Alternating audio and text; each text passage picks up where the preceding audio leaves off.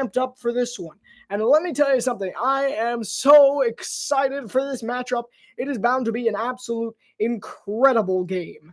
I mean, the Gators are one of the most electric basketball teams that I've seen in this tournament to this day. I mean, they've been incredible. They've had numerous comebacks. They've played absolutely fantastically. They have played absolutely so well down this stretch. They defeated Norfolk State after they were losing at a point. I mean, if you could believe that Florida, a team that was a number 1 seed, was down to a 16 seed at any point in time, they were. And then they stormed back and won the game by a large margin. Then they pulled away with a late win against UConn by 2. They defeated Maryland swiftly by 16. That was their most resounding victory. They made an incredible 9-point comeback against Texas Tech. That one was probably the most fantastic in my opinion. I was watching that one, and that game was a wild ending between the two teams. And then against Auburn last week, another incredible comeback highlighted by Florida star Walter Clayton and all of his magnificence as he just continues the stretch that he's on. I mean, he is in elite company when we say that he's had one of the best stretches in college basketball history. Better than Larry Bird in the 1979 season. He was the previous holder of the 30 points in more than one game mark of the March Madness period. And Walter Clayton has shattered all that records. It's very promising looking for this young man, and he just continues to get better and better as time goes on. And we're going to get to see vintage Clayton against the Cougars later today. In just 8 minutes' time, the two will be tipping off from San Antonio. On the other side, the number 1 ranked defense in college basketball, it's the Houston Cougars. They have been stoic as always. They did not miss a beat coming into the tournament. They thrashed SIUE before taking on Gonzaga and sneaking out a point against the ever-resilient Bulldogs. They had their closest game against Purdue, which ended in a coaching marvel. Kelvin Sampson, the oldest coach in basketball, played perfect strategy on an inbound to get Houston the win over Purdue in the final seconds. They absolutely strangled and walloped the Volunteers in the Elite Eight before surviving Duke on one of the most historic runs you've ever seen. I mean, an incredible final stretch, 14-2 final stretch run for the Houston Cougars in that one against Duke, and they stormed back right here to the national championship where they will take on Florida. Houston's highlighted by big scorer guard LJ Cryer, but there's more to this Houston team than meets the eye. LJ Cryer isn't all the scoring that happens. He does a lot more than that. He's prolific in the assisting and rebounding game. He's just all around a very good player. As for Emmanuel Sharp, Milos Uzan, Joanne Roberts, Terrence Arsenault, I do hope I'm saying these names right, and they've just been an incredible unit. They've worked as one. They've left everything on the court this season, and I expect them to do the same here again against Florida. Similarly for Florida, they have worked as one incredible unit in Todd Golden's 3rd year as the head coach. Walter Clayton Jr., as I said, one of the most explosive players down this stretch of March Madness. Elijah Martin, who's been a little quiet at times for Florida, but he's made a big impact on and off the court. He's one of the leaders of this team. Will Richard, who's been the quietest of this group of guards, but I can tell you, I'm kind of feeling that Will Richard is going to have a nice national championship game. Florida has always been the facade of that they're just Walter Clayton, they're just Elijah Martin, but there's a third guard there who averages 13.2 points per game. And I mean, Will Richard is right there with Walter Clayton, right there with Elijah Martin as one of the better players on this Florida team. He just hasn't quite had the same breakout that those two have had down the stretch here in March Madness. But Will Richard, this could be his game to jump into the spotlight and have a fantastic performance. As for the big men of the team, Alex Condon, Thomas Ha. No, it is spelled Haugh. Pronounce it as you will. I will call him Howe. So his name will be Thomas Howe for now. I'm only doing this because I've heard Ian Eagle say Howe. He's your commentator today. If you don't want to listen to him, come on over here. Although personally love Ian Eagle. And this is my first ever basketball commentary. So do give me a little grace if I get things mixed up once or twice down the stretch. I am more of a football commentary person, but I am going to give it my all, and we're going to have a grand old time here in San Antonio because let me tell you, folks, the road ends here in San Antonio. This is where dreams are made in 5 minutes' time. Everything will go crazy from San Antonio. Florida, I believe, will be wearing their customary blue uniforms, while Houston will be donning all white in this one. But we've mentioned the starting lineups, or at least the expected starting lineups for Florida and Houston. But the Gators also have a few people off the bench, two to be exact. They have Ruben Chinyalu, the center. He is a smaller center than you would think. He's pretty big, considering he's 6'10", 255 pounds. But when he's on the floor, you can barely tell. He's one of those guys that fits into any position you want him to. He could be a forward. He can be a guard. He just kind of shows up whenever you need him to. Chinyalu's that guy for Florida. He does get himself into a bit of foul trouble, especially down these last couple of games for the Gators, but Chinyalu has been a remarkable addition off the bench. Similarly, guard Denzel Aberdeen from Orlando, Florida. Let's go repping Orlando is Aberdeen, and Aberdeen's been just fine coming off the bench for Florida. He's their go-to guy off the bench. They don't have someone, they go with him. Right now, we're seeing our starting lineups. The Gators started off with forward Alex Condon. How about Alex Condon? He's had a wonderful defensive stand. He'll have his work cut out for him here. They're starting Ruben Chinyalu. As I just mentioned him, he's been phenomenal for this Gators team. Next up, we have the man, the myth, the legend, Walter Clayton Jr. of Lake Wales, Florida. He's been absolutely phenomenal for the Gators. And here comes their fourth member of their starting lineup. It is Will Richard, number 5 for Florida. And this is a good starting lineup. It's interesting that they're starting Chinyalu, which means they're obviously not too confident in their big men for this one. So Elijah Martin is the rounding out the team. So they're starting Clayton, Martin, and Richard, and then Condon and Chinyalu are going in. Chinyalu has slightly more size than Howe. He's slightly larger than Thomas Howe, who is a bit of a smaller center as well. So they're starting Howe on the bench and putting in Chinyalu to try and combat this tough Houston defense. And that's part of what makes this Cougars team so good. They're ever physical. They're always strong. It's so tough to beat them. It's just impossible to get around them early. Fast starts are impossible. And for this Florida team, that's exactly what they thrive in, those situations. They don't want to have that early lead. They thrive when they're down by 10. And this Houston team, as it just set up there, has been absolutely extraordinary, just defensively locking down everyone every which way. And the Gators have just been phenomenal at making comebacks. Here is Houston's starting lineup for tonight. Tip-off in 2 minutes' time. Here come the Houston Cougars. There's that fan section. And I expected Houston to travel well for this one. I mean, it's not that far from San Antonio. Number 1, starting for the Houston Cougars is Joseph Tugler. How about that? They're dipping deep into the bag of tricks as the forward Tugler will be starting for the Cougars. We'll see what this strategy is from Sampson, ever mysterious as a coach. Next up, it's Jawan Roberts. He's on and he's in. So we got 2 big men starting for the Cougars. Next up, coming on to the court, it's LJ Cryer. He's the superstar guard. He's been a fantastic scorer, averaging 15.6 points per game and doing everything else while he's at it.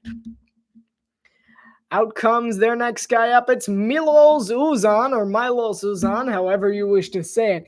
Uzan's the 3rd leading scorer on the team with 11.5 points per game, and he's been phenomenal all around. And last but not least, it's their fellow guard mate, Emmanuel Sharp. He'll be the running mate alongside Cryer and Uzan. So our starting lineup for the Cougars, Cryer, Sharp, Uzan, Roberts, and Tugler.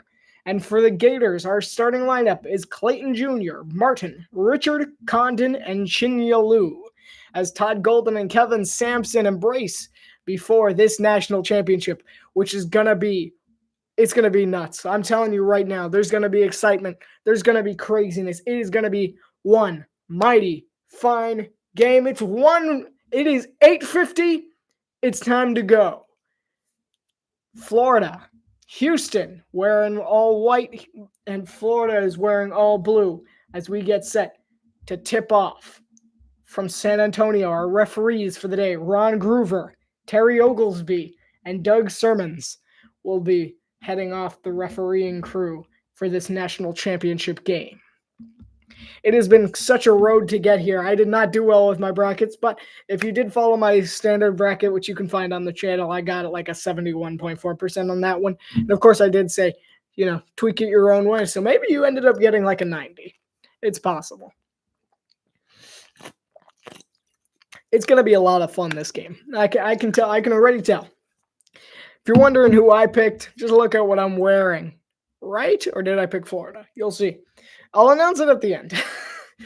Watch. You'll never see it coming.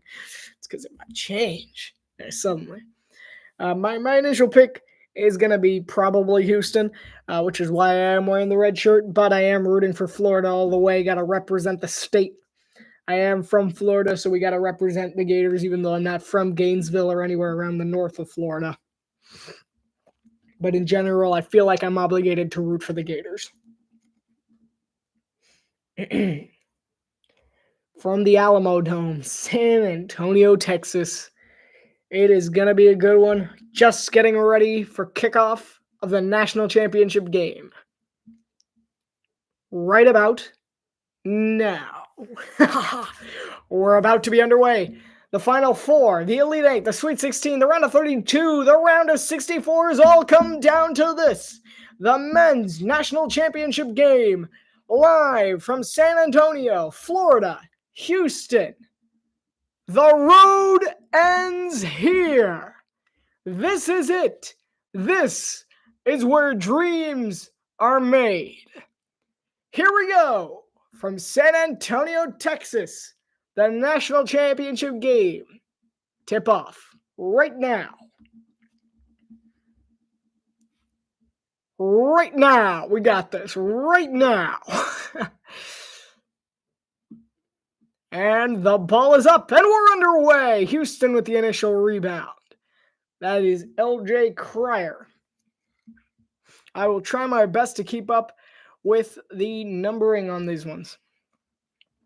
Jawan Roberts has the ball for Houston at the moment. He's dribbling on the inside, throws up a paint, and it is in and out. Condon with the rebound out of bounds. Possession, Florida.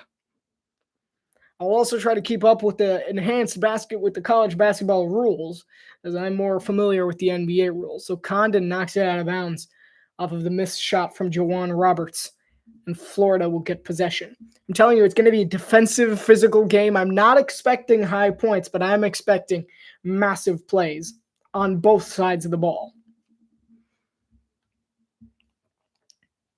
1940, if you're just tuning in, we've underway. Walter Clayton will take it on their side of the court. He'll pass back to Condon. Nice little transition offense going on. Back to Clayton. Clayton to Richard. Clayton takes a deep three and out. No good. And the possession will go to Houston.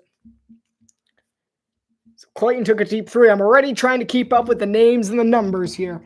I'm not quite accumulated to college basketball and all basketball commentary. So do give me a little grace here as we get going, as I try to keep the stats up and going for you on this one. So we see a quick pass over to Tugler. Tugler tries to make a man miss. And the shot is up from Tugler, and he's got it. That was Joseph Tugler on the drive. Clayton trying to make his way around, trying to get a block. He's double teamed. He'll flick one over to Condon. Condon transitions it over outside. A pass into Condon. Condon backing into his man Tugler. Condon double covered now. He'll flip it out. And the three from Martin. In and out. And it's Houston rebound. Houston's trying to make their way over. I'm so locked in right now. Emmanuel Sharp passes it back to Milos Uzan. Uzan gets the block.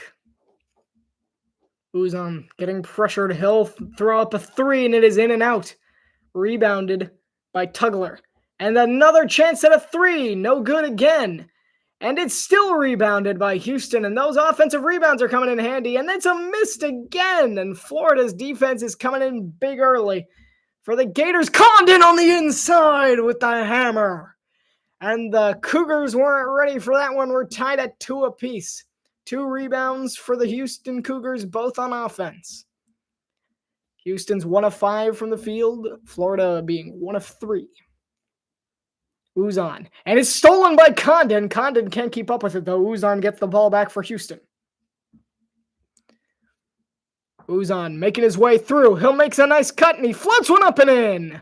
A good play by Milos Uzan. The Houston Cougars are well underway. And it's a quick flick in to Condon, who misses the shot and is fouled. So Alex Condon, it was a beautiful fast play, that dunk on the pass in from Clayton. They just had him looking on that one. Houston just wasn't ready. And then Milos Uzan with a beautiful floater in there. And Condon will shoot 1 and 1.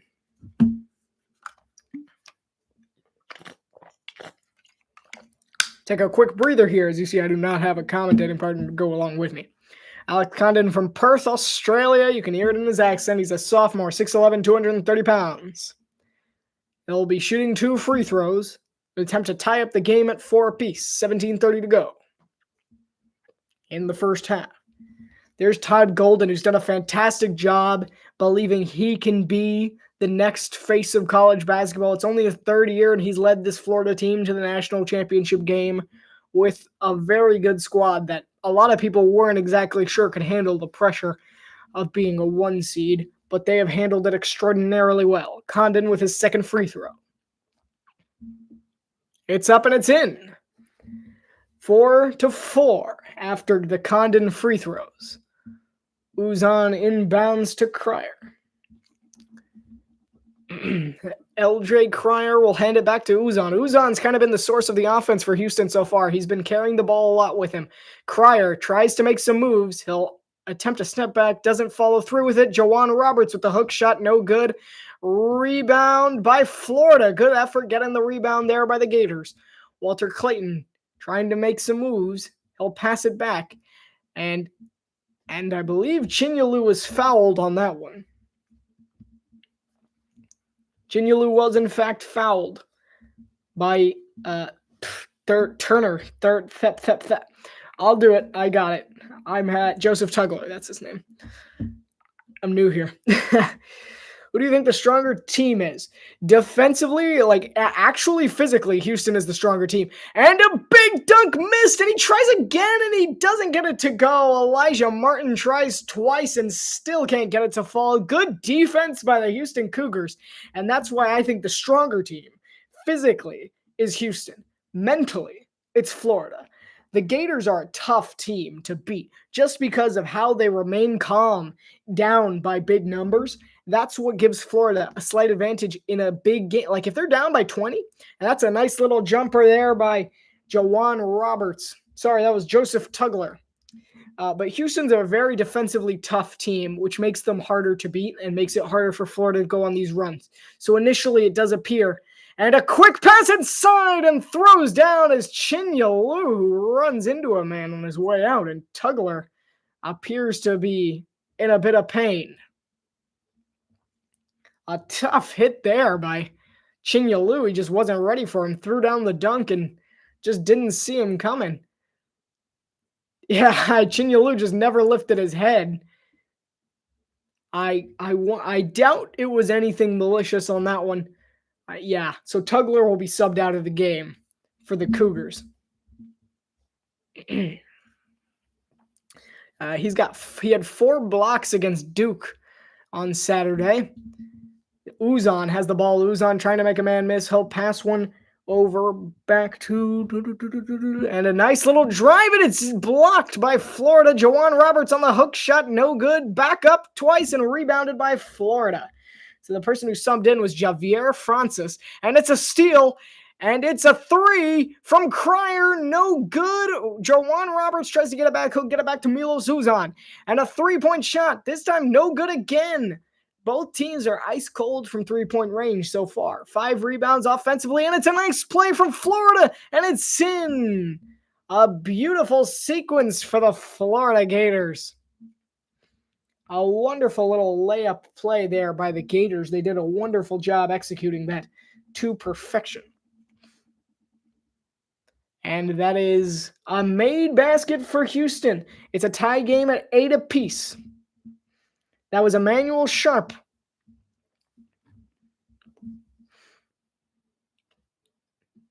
And Walter Clayton makes a cool pass, but he outreaches Elijah Martin. Walter Clayton Jr. and Elijah Martin have been the highlights of this team, along with Will Richard. As for Houston, LJ Cryer, Jawan Roberts, and Emmanuel Sharp. These guards have come to play in the national championship game. Live right now, 8-8 apiece, 15:05 to play in the first half. So to answer your question, Houston is the tougher team physically. They're intimidating. They're the best defense that we've seen in forever. But Florida has that sort of mentality that you can never officially say a game is over, which is why it's such a good game, is because Florida's never out of any game they're in. And Houston is the only team that could possibly be able to stop them from getting back into a game, which is why it's going to be really interesting to see which of these two teams. But the stronger team is technically Houston. But I think that Florida is pretty much right up there with them. There's a reason these two teams were 1 seeds. There's a reason these two teams are in the national championship. Ugh. Man. Wild opening sequence there. Hard for me to catch up. Good practice, though. Not too fast-paced. Glad the tempo's a little slower, because I keep having to track a ton of stuff over here, so I don't know the names of all the players. That's how new I am to this. I'm not a huge college basketball person in general. I basically follow during March Madness, and that's it. And this is my first time doing a commentary on March Madness, just in general. I don't do basketball commentaries all that often, but you got to be flexible. You got to be able to commentate on everything. So that is why we are here right now, and we're having a good time, having some fun. So the person on the layup earlier for the Florida Gators was Micah Handlogten. I don't think that's how you say his name. Pronounced Handlogten. So, you do keep that in mind. Pronounce it as you will. I will be pronouncing it Handlogten. I don't really know. Are you doing any NFL draft coverage? I will be. That is a very good question, my friend. There will be a mock draft coming out soon. I will do a mock draft, which will have my picks of what every team should take. Of course, the Dolphins are going to be obviously better than any other team that I pick. And I will also be doing a live draft reaction. The entirety of the draft, I'll be here. So the first round, the first round of the draft. We're not doing all 7 rounds. That's not happening. We're doing the first round of the draft. It's going to be fun. We're going to get live reactions from myself, break it down for you guys live on stream. So there will be a live NFL draft coverage, and there will also be, there's 30 years between these two head coaches. That's wild. He's 69 years old. Kelvin Sampson is the oldest head coach to reach the national championship game. And Todd Golden is 39 years old, trying to become the next era of great coaching in college basketball. So there will be that live draft coverage, and there will also be a mock draft. Milos Uzan, as we're back from Houston, as we're seeing a lot of quick action from Houston as they're trying to get people open. Cryer on the inbounds on a big hammer slam by Javier Francis. A beautiful dunk there. Elijah Martin on the pass to Handlogten. Clayton trying to make a man miss. He passes it in to Handlogten, who loses it quickly. Elijah Martin tries to make a move. Step back, and it's a kick to the outside. It's air ball. Houston keeps it in bounds. And it's a 3-pointer. It's a tough shot. He was fouled there, in my opinion, but it's no good for our Sharp. Clayton from 3, no good. And the rebound and the hammer thrown down by Howe. How is that possible? What a rebound there by Howe. And that is Cryer with the ball as he'll try and get going early here for this Houston offense. Neither offense has been performing particularly well. Roberts has been aggressive, and he continues as he tries to get his way around the paint. He'll hook shot in, no good again, and it'll be Houston basketball. As we just see, Houston's very much trying to confuse them with those flashy little sequences, and that's ultimately how they managed to get Javier Francis into the open there, is because they did so much motion that they really stumped him. 13:43 to play, 10-10. Lions will choose one. It's possible. I don't know. I'm not going to unveil too much information about my mock draft quite yet. I'll tell you about it at the next commercial, which could be in a bit, but I'll go deeper into that because that's a good question about the Lions. I'm still in the first half of the draft. And we see Henlogton with the pass over to Clayton, who's being dangerous, but a good pass it was. Thomas Howe drives at the basket. It's stolen away from him. And that's Arsenault with the steal, and Cryer has it on the pass over from Uzan. Cryer from three. No good, air ball. Houston with a mighty final rebound. Cryer gets it again. He lobs a deep one, and he's got it. Oh, baby, but there was a timeout. This is why you need sound, folks. This is why you need sound. There needs to be a blooper reel for this entire thing. Someone got either called out of bounds, there was a timeout, and I just missed it because I did not have my sound on. We're still good. 13-12 to play, 10-10. It was a good shot, though. Even if it didn't count, it was a beautiful, beautiful three-point shot. Walter Clayton. He tries to make some moves. Pass to Thomas Howe, delivered right back to him. Clayton trying to get around his man. So far hasn't gotten anything going for the Gators. Thomas Howe back to Clayton. A deep three from Clayton, no good. Rebound by the Cougars. By Francis, specifically. And that's back to Uzan. I feel like I've said his name more than anyone else in this one, as Milos Uzan is continuing to be the source of where the ball is going to get from place to place. He hasn't scored very much, but he's the one who's in a nice little pick and roll defense played by Florida as Uzan floats one up for a second points of the day. Cha-ching for the Cougars. 12-10. Milos Uzan's 2 of 2 from the field for 4 points. And it'll go to Elijah Martin to Condon. Condon double team, trying to spin out of trouble. He'll pass it to Clayton, who's back in double team to Condon. Outside from three. He's got it. A beautiful play there. Something happened again. Wow. Okay. This is getting funny. Every time there's a three-pointer, something I miss happens. That was kind of crazy. Was there a shot clock violation? I wasn't paying attention. I'll figure out what's happening soon enough. I'm too old for this.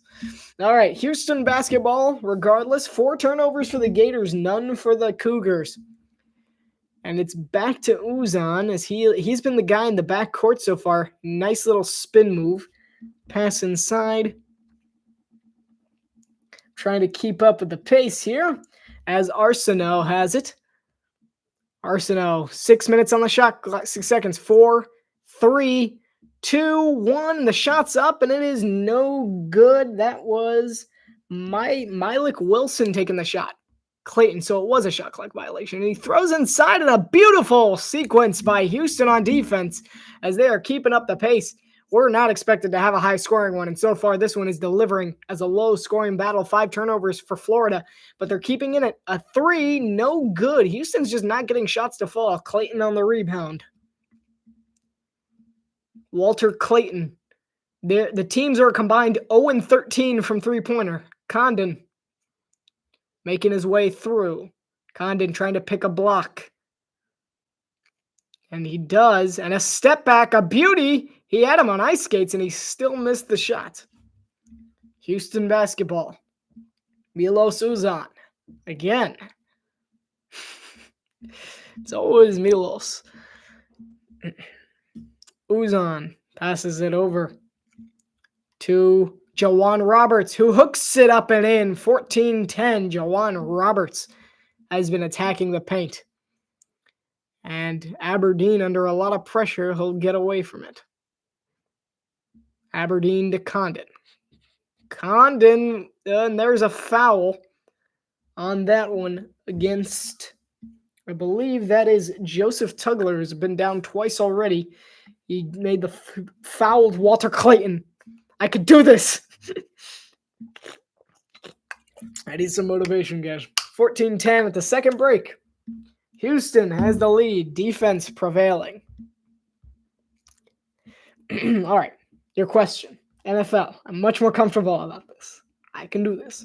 Let me check the draft order real quick. Shouldn't take me too long. Just give me 1 second and I will check to see. I actually don't know who you mean by Gross's guys, but I will tell you who I think they could go for.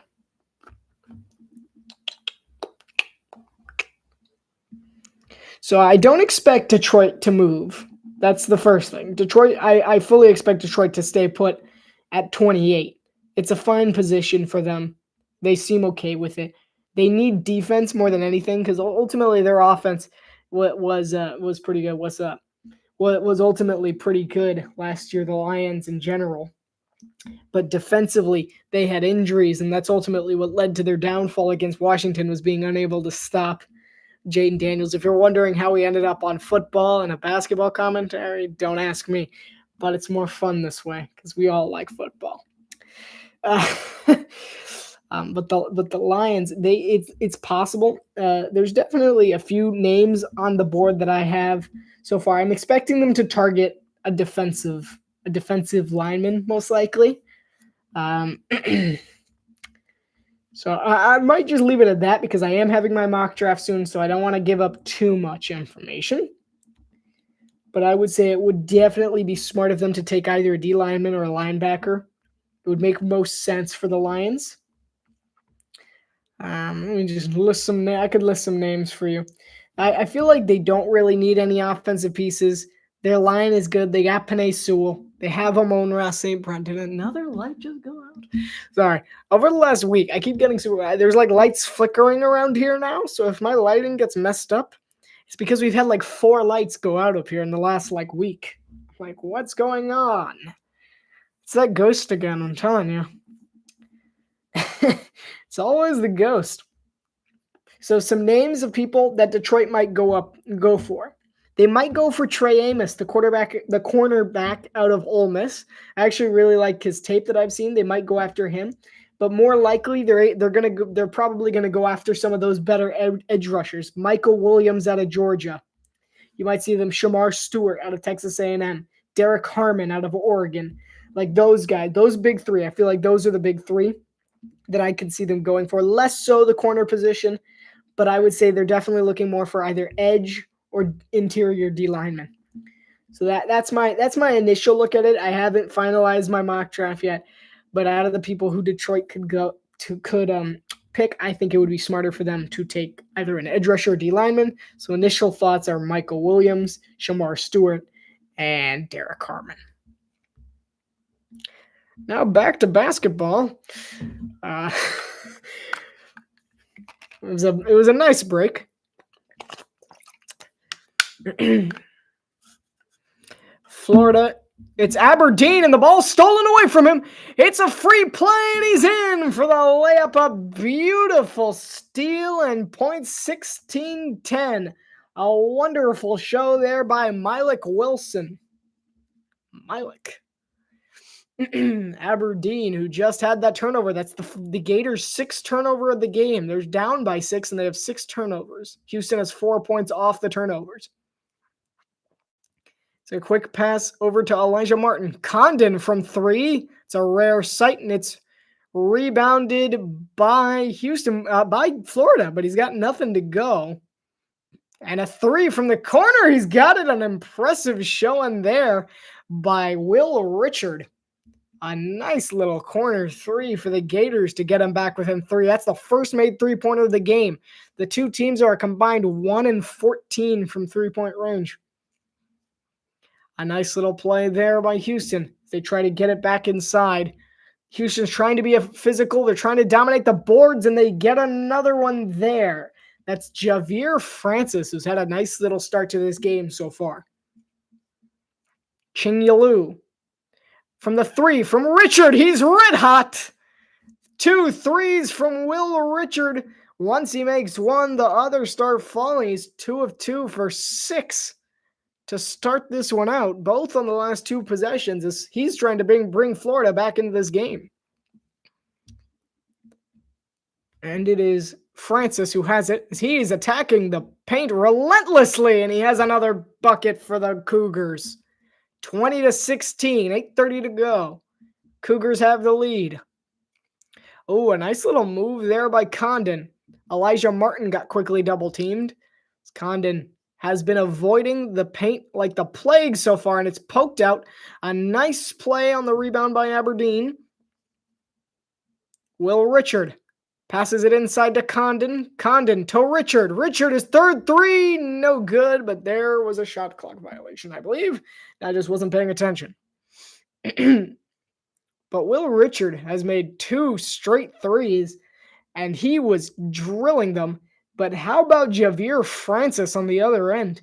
Javier Francis has gotten off to quite the start to this game. He's from New Orleans, Louisiana.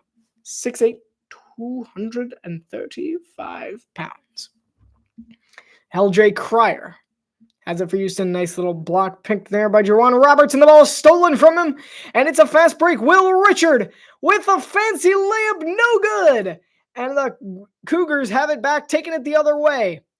Oh, and a nice little block there, and it's blocked again. A defense all around as Hanlogten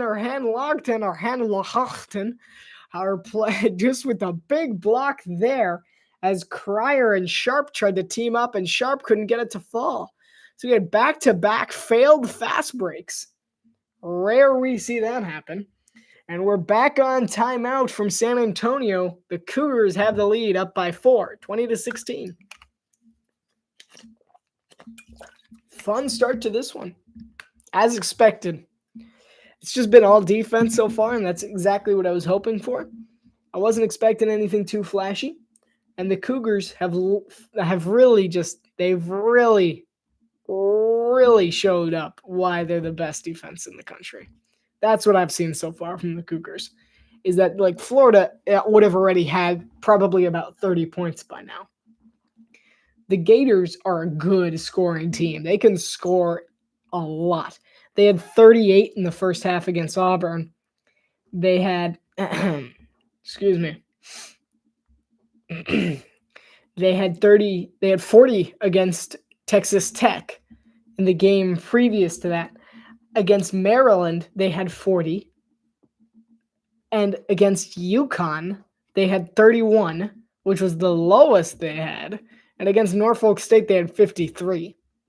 So Florida, they got so many. They're a good scoring team. If that didn't help you, the lowest they'd scored in a half so far was against UConn when they scored 31. They only won that game by 2 points. So far, there's only 7 minutes to go, and they only have 16 points. Kind of surprised by the lack of 3-point makes. Well, so far, Houston's done a really good job locking down on the 2 big guards for Florida. So we haven't seen a whole lot of Walter Clayton, and Elijah Martin has been getting chokeholded by this Houston defense. Like, out of all of them, I think they're covering Elijah Martin the best, because as soon as he touches the ball, there's 2 guys on him, and then they quickly drift back into position, but they get rid of that ability for Elijah Martin to pull it up and shoot, which is something he's been really good at for the Gators. They're eliminating the ability for him to just pull up and shoot, and that they're doing a great job at it. Clayton just hasn't gotten many opportunities himself, and the only one who's made a 3-pointer is the one that they haven't quite covered as well, which is Will Richard. All I've seen so far from Florida is doing exactly what I thought they had to do to win, which is the big guys. Thomas Howe, Alex Condon. Even Denzel Aberdeen he's not big. Ruben Chinyalu, Micah Hanlogten has come in pretty good. It's coming pretty big as well. As for Houston, they're a good 3-point shooting team, and this is the best Houston 3-point shooting team that we've seen under Kelvin Sampson, period. And so far, we've seen Florida do a very good job of holding Houston's guards deep. So Milos Uzan, LJ Cryer, those guys have been stuck by the logo. So Florida's not even letting them get to the 3-point line. They're making them shoot a really hard to make shot, or they're making them attack the basket. It's really strange because I didn't expect that to be the Gators' game plan coming in, but they're really forcing them to kind of attack the basket, which, Houston's fine with. Juwan Roberts is doing a great job. Javier Francis is doing a great job. So those two guys are really covering things on that side. We're back from San Antonio. And a big play there and a nice little layup from Elijah Martin. A nice little pick and roll offense we see there from the Gators. Really nice transitions. We see Cryer, I believe, and Juwan Roberts has it now. Roberts throws one up, no good, and there's a foul. See Will Richard. He's one of the leaders on this team. He's gathering his guys there, trying to get them back in the game. And, of course, we have that layup there by I can do this. I don't have to go looking up their names every 2 seconds. Elijah Martin. I got close to having to look it up, man. That's the first free throw made by Juwan Roberts. As I'm saying, Florida is really pressuring Houston to attack the basket, which is why there's a lack of threes from Houston. And as for Houston, they're just shutting down the guys that are normally the most prolific three-point shooters for Florida, with the exception of Will Richard, which has made the 2 3-pointers already. He made the first one. He missed the second one. Walter Clayton. Clayton has it. He'll throw it over to Howe. Howe to Handlockton. Back to Howe. To Elijah Martin. Martin to Clayton. But you see how Houston always closes the gap as soon as Martin tries to get a good shot off. He tries to get some leverage. They close that gap really quickly. Inside to Handlockton. To Howe. No good, and the shot clock ran out anyway. 6:41 to play. 3-point Cougars lead, 21-18. We've seen just really good defense, even by Florida, which, isn't entirely surprising. The Gators are a good defensive team, but they are on their game defensively tonight. Cryer tries to make a nice move. In and out. No good. Sharp. Missed it. Air ball from 3-point range. It's another miss. The Gators have more turnovers in this one than they have made points. Made field goals, sorry. And a 3 from Richard. He's got another one. It's a tie game, and Will Richard coming at him from 3-point range. That was a nice one. Will Richard has been the guy so far for the Gators from 3-pointer. LJ Cryer. Under pressure.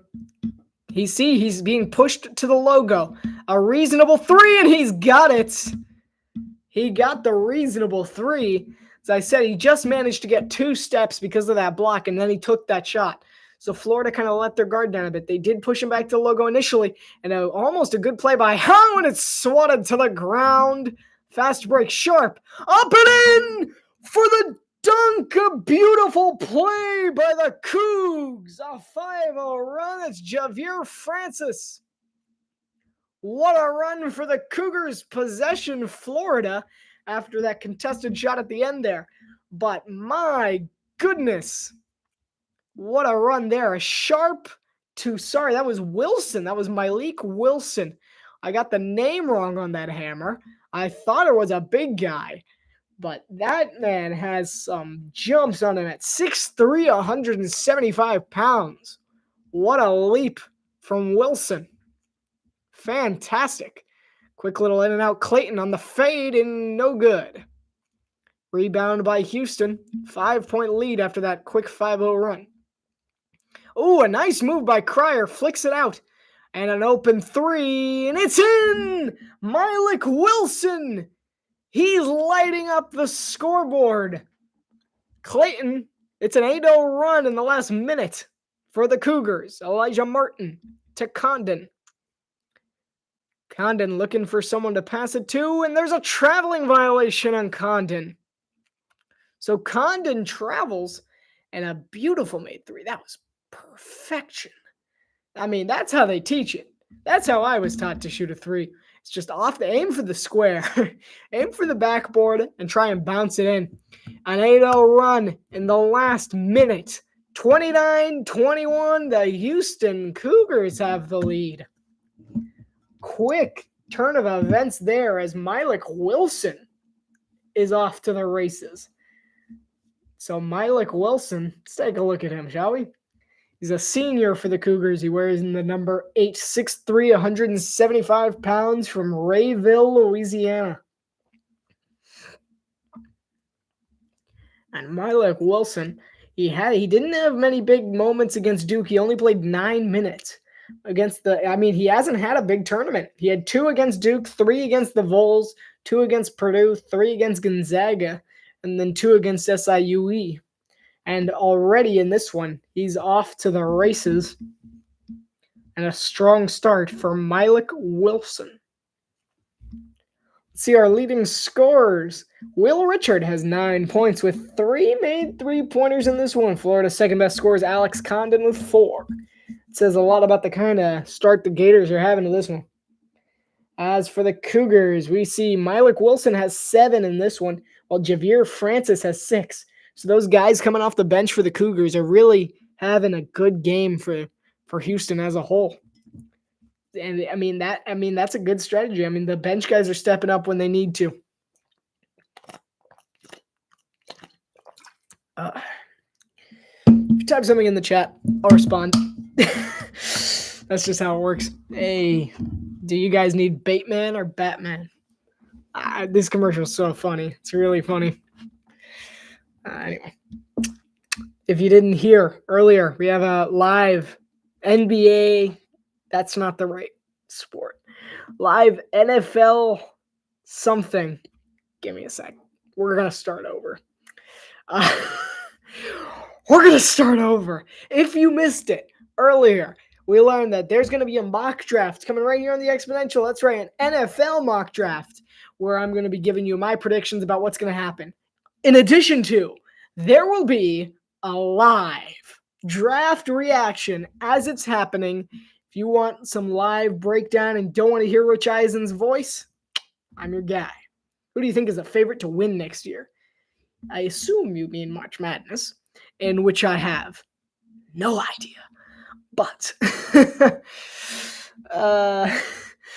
there's a lot of teams that, March Madness is a yearly. It's yearly. It really is.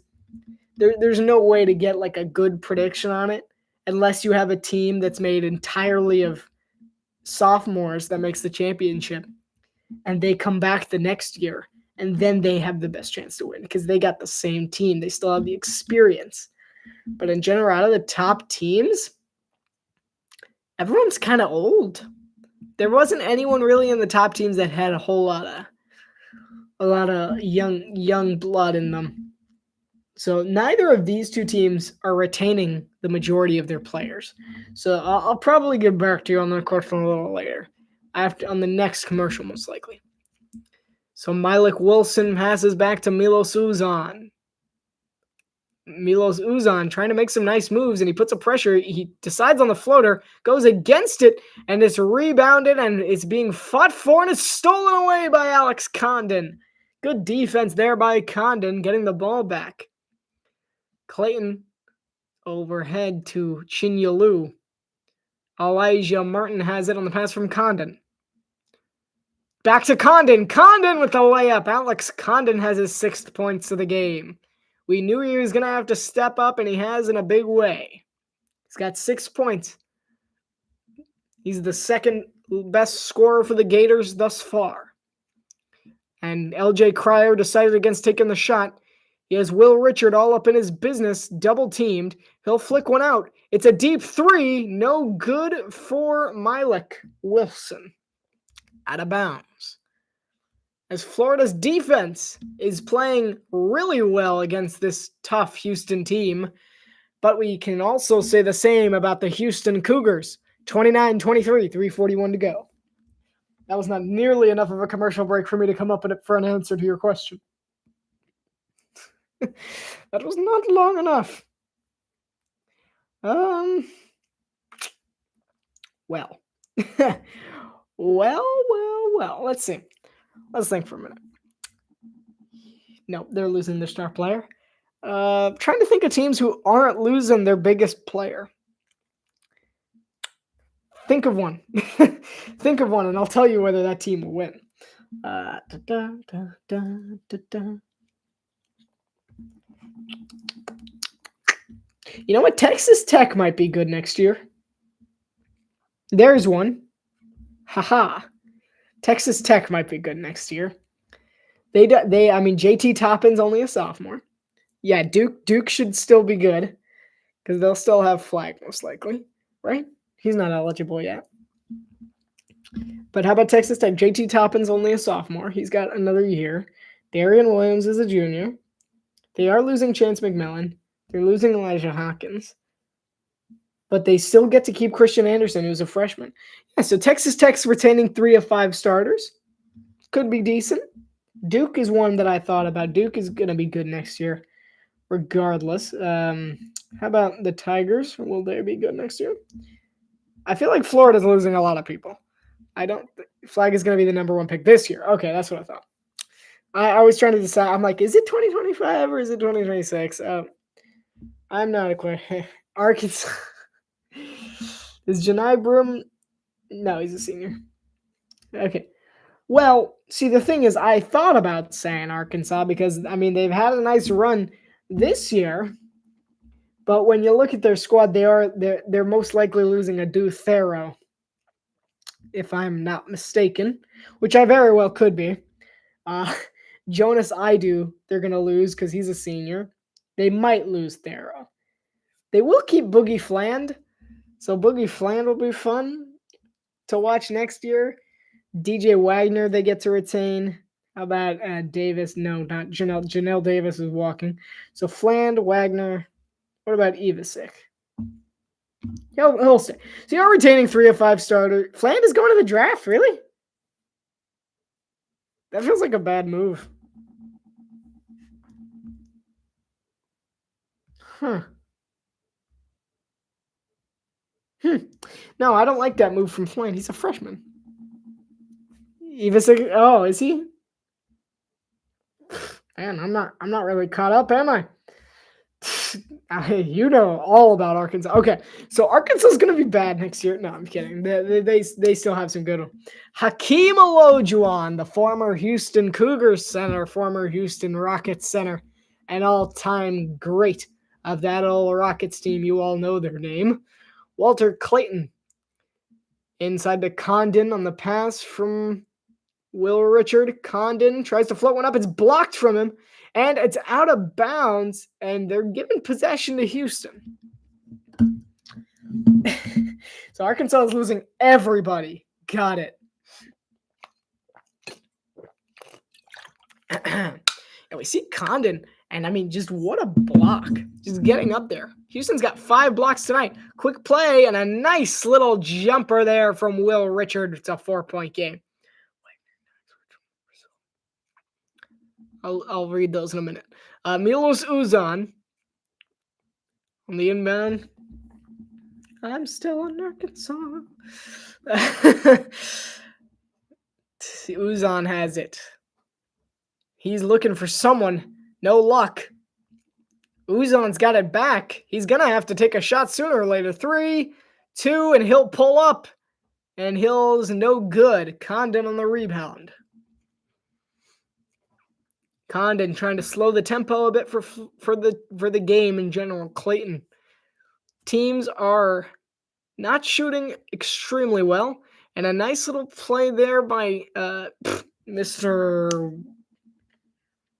Gone.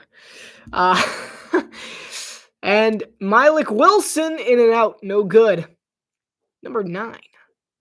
I know him. Walter Clayton. Pass to Condon. Condon on the inside. Nice play. Condon under a lot of pressure. He got double teamed. He'll flick one out to Elijah Martin. Martin from 3. No good. Rebound there by LJ Cryer, I believe. I can do it. It's almost over.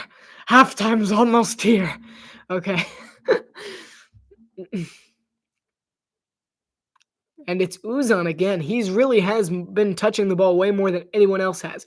Cryer tries to get some speed on it. He pulls up and he nails one. 6-point Cougs lead. It's Clayton, who hasn't done much at all.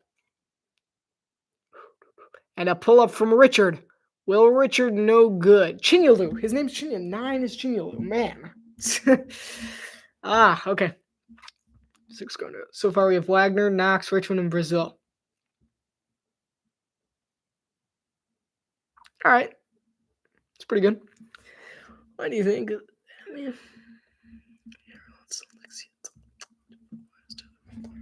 Okay. I will get to that. Probably at halftime. Actually, there's 7 timeouts between the 2 teams left. So there's time. And it's Cryer who's getting pressured hard by this Florida defense. And Florida's really playing really aggressively. Juwan Roberts drives to the basket. And how is that not a goaltend? Okay. They're saying that's a block. All right, whatever. Will Richard from 3, he's got it. Will Richard, another 3-pointer. How about that?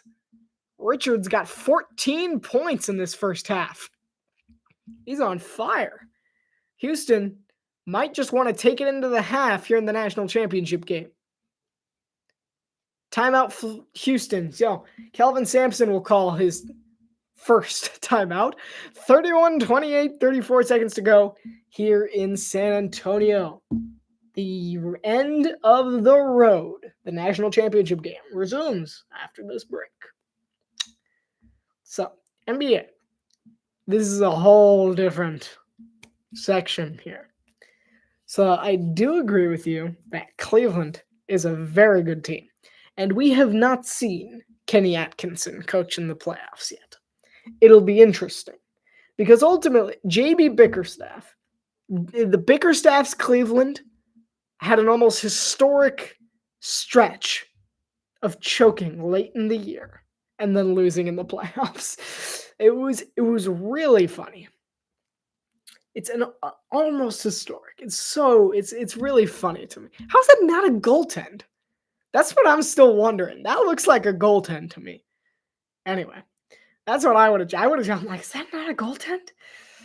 So Cleveland is a very good team. Boston is perpetually great. New York doesn't have the firepower. So New York's going to fail. Indiana might put up a fight. I actually think Indiana has a better chance than New York does. I'll explain more after this sequence here. Milos Uzan. We see Uzan has it again. 28 seconds to go. The Cougs try and get some extra points on the board. Cryer. Under pressure, Cryer pulls up from 3. No good. Rebound by Uzan, who picks it up and airballs one. Great attempt, sir. 12 seconds to go. Kelvin Sampson seems happy, though. Houston's 2 of 14 from 3-pointer, and Walter Clayton seems like is going to attempt to just drown out the clock. He hasn't made a shot all day. And 2 seconds to go. Oh, a beautiful move. And nope, that didn't work. It's halftime. The end of the road is here with only 20 minutes left to play. It's been exactly the defensive battle in the trenches we were all expecting from the Alamodome. Houston, 31. Florida, 28. The national championship will be back after half. It's halftime. I'm staying right here. I'm not moving. I'm going to do a halftime show. Don't worry. I'll keep you entertained. My first ever halftime show. It'll be fun. All right. Let's get this NBA thing out of the way first though. So I think Indiana has a better chance than New York, first of all. Milwaukee, they're going to choke. They do it every year. I'm sorry. They won once, and it was in the COVID bubble. I don't trust them. I got them losing in the first round to Indiana if things stay as is. So Indiana in the East might surprise some people. Detroit might surprise. I actually think New York could very well lose to Detroit in the first round. I think it's more than likely. And that's one of those things where Detroit is actually Cleveland's biggest weakness in this tournament. Similar to how Orlando is strangely Boston's biggest weakness in this tournament. Still not a big weakness, but it is their biggest weakness, and they could meet in the first round. The Eastern Conference is entirely a toss-up, mostly because we don't know how it's gonna go. Are the Cavaliers still the Cavaliers, like mentality-wise? That's what I'm wondering, because Cleveland of last year is not good. They're not winning. Cleveland of 2 years ago, they're not winning. But that was also with JB Bickerstaff. And now they have Kenny Atkinson. And Kenny Atkinson's is much better. East will either be Boston or Cleveland. I don't disagree with you. I think it very well could. But what I'm saying in the East is that there's a lot that could happen that could surprise us. Indiana or Detroit might come out of nowhere. New York is the one team that I'm like definitively in the top 6, they're gone. Like New York's not winning. They're the only one that I'm definitively not winning the East because they don't have the firepower to get over Cleveland or Boston or even Indiana. Indiana does have what it takes to beat Cleveland. So does Detroit. Milwaukee does not, but Milwaukee has what it takes to beat Boston. So like there's certain matchups where things go crazy in the Eastern Conference. But if all happens according to plan, yes, Cleveland should win the Eastern Conference. I agree with you. My pick's Cleveland. I think Cleveland will win. So I have Cleveland. Yeah. I mean, there's no way New York wins the Eastern Conference. In the West, Houston. We'll start with the 2 seed. They're not winning. I'm telling you why they're not winning. They're young. They're inexperienced. They'll make a nice little run. They'll be cool. But ultimately, if they run into Denver, if they run into the Lakers, if they run into the Warriors, if they run into the Clippers, they're falling. Because those are 4 more like bigger, more experienced teams than them. So between the Warriors and the Lakers, which could be a thrilling opening round series, first of all, could be an absolutely incredible opening round series. I got that one going to 7. But ultimately, I'm telling you, it doesn't matter if you have Luka Doncic.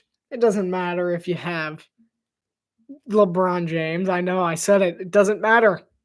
The Warriors have Jimmy Butler.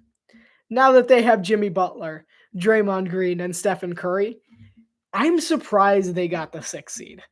Mostly because Jimmy Butler does not play in the regular season. He didn't in Miami. He just missed. He just doesn't play. Yeah, you're welcome, by the way, for Jimmy Buckets. But all in all, it's just really, I think Golden State has it. It might be a 7-game series. It might be a really intense series. But when it comes in the playoffs, you have playoff Draymond, you have Jimmy Buckets, you got Stephen Curry. And meanwhile, the Lakers are coming in with the guy who got traded from his own team, which probably from the team that he was drafted, while putting up 30 points per game, which probably says a thing or two about his personality, and a 50-year-old. I think the Warriors are going to win. I mean, of course, anything can happen. But I think the Dubs are going to take the Lakers out.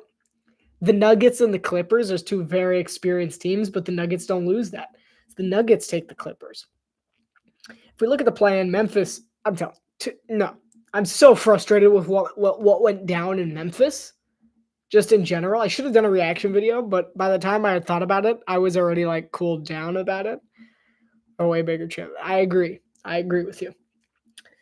But there's so much wrong that happened in Memphis. The only reason Memphis even has a chance of making the playoffs is because Sacramento and Dallas are honestly worse teams in general, but they shouldn't. So all in all, I think Oklahoma City wins in the first round. Denver wins in the first round. Golden State wins in the first round. And between Minnesota and Houston, that's the best game of the opening round series in the Western Conference. Why? Because they got Anthony Edwards.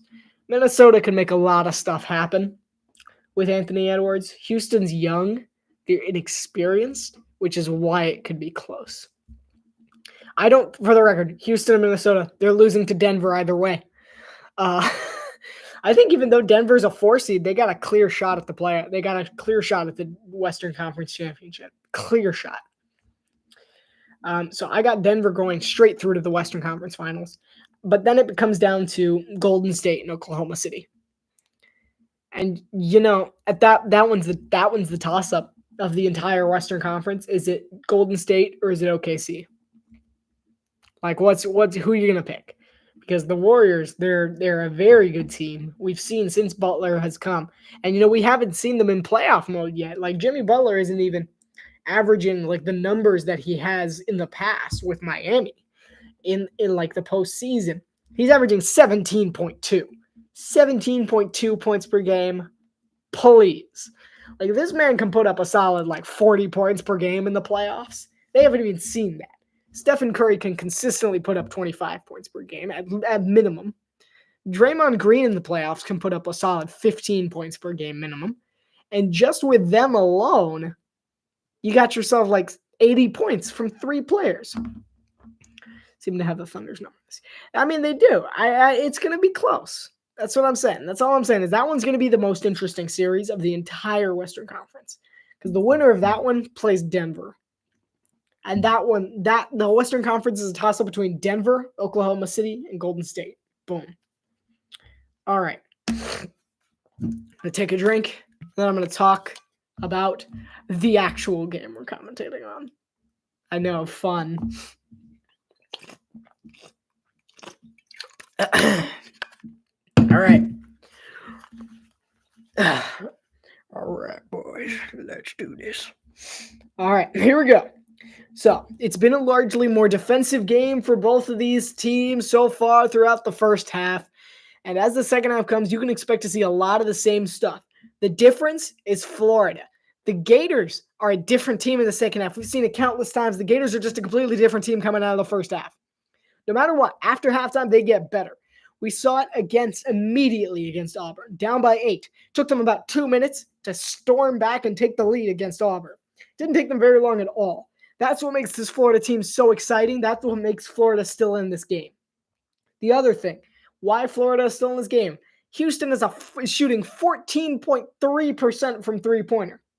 Houston, who has this year been the best three-point shooting team that Kelvin Sampson has ever coached, has struggled immensely from three-point range. They've made 2 three-pointers. They've been absolutely atrocious. The teams are combined 6-28 at halftime. 6-28. That is awful. The two teams are just not shooting well from three-point range. But the Gators, those 4 three-pointers are the only reason why Florida's still in this game. And ultimately, it does come down to the guy who's really stepped up to plate for the Gators, who's a guy who I've always said had to step up to plate for the Gators, and that's Will Richard with 14 points. Guess who hasn't stepped up to plate? Walter Clayton. He's 0 of 4. He hasn't scored. I mean, this Florida team has come out really strong, but I say they've come out really strong. They're down by 3. You might be thinking, what is he thinking? They are not coming out strong, but they are. This is probably the best first half from the Gators against a top team that we've seen. It's right up there because they were down by 8 against Auburn. They were down by 1.5 miles in the SEC final against Tennessee, if I remember correctly. Well, no, they were up at halftime, but they were down at one point by quite a bit against the Vols. Against Alabama, previously they were only up by 2. They stormed back just before halftime in that one. But, I mean, there's been these games where the Gators have had to storm back down. This isn't like a great half for them, but when you consider who they're playing, this is a phenomenal first half for the Gators. Like, personally, watching this game from a more analytical perspective, the Gators are having a phenomenal game. They're having a great game just because they've managed to stay hand in hand with Houston. That's the only reason, is they've managed to stay hand in hand with a Houston team who's been pressuring them. And the reason why is their defensive strategy. They're not letting them get three-pointers. Florida wins, they'll be the first SEC team. Really? Dropping facts out here. That says if Florida wins the national championship game, they'll be the first SEC team to win the conference championship and national championship in history. Cool. That's a cool fact. She could have messaged me that before the game, then I would have had something to say during halftime. Uh, but the two teams are shooting pretty much evenly. Florida is shooting 37.9% from the field. Houston's shooting 37.8% from the field. These two teams are just hand in hand as far as everything goes. Houston's the best defensive team in the country. If you're Florida, you're proud. I'm going to say it right now. You're proud of this performance. I mean, I'm fully sure Todd Golden knows that his team's a second half team. And honestly, they've done a great job. And it's hard to say that considering they're down by 3 and have only scored 28 points in the first half. But keeping up with this Houston team is no easy business. This is a tough Houston team. Teams that have gone up against Houston at the start of games struggle in the first 6 minutes.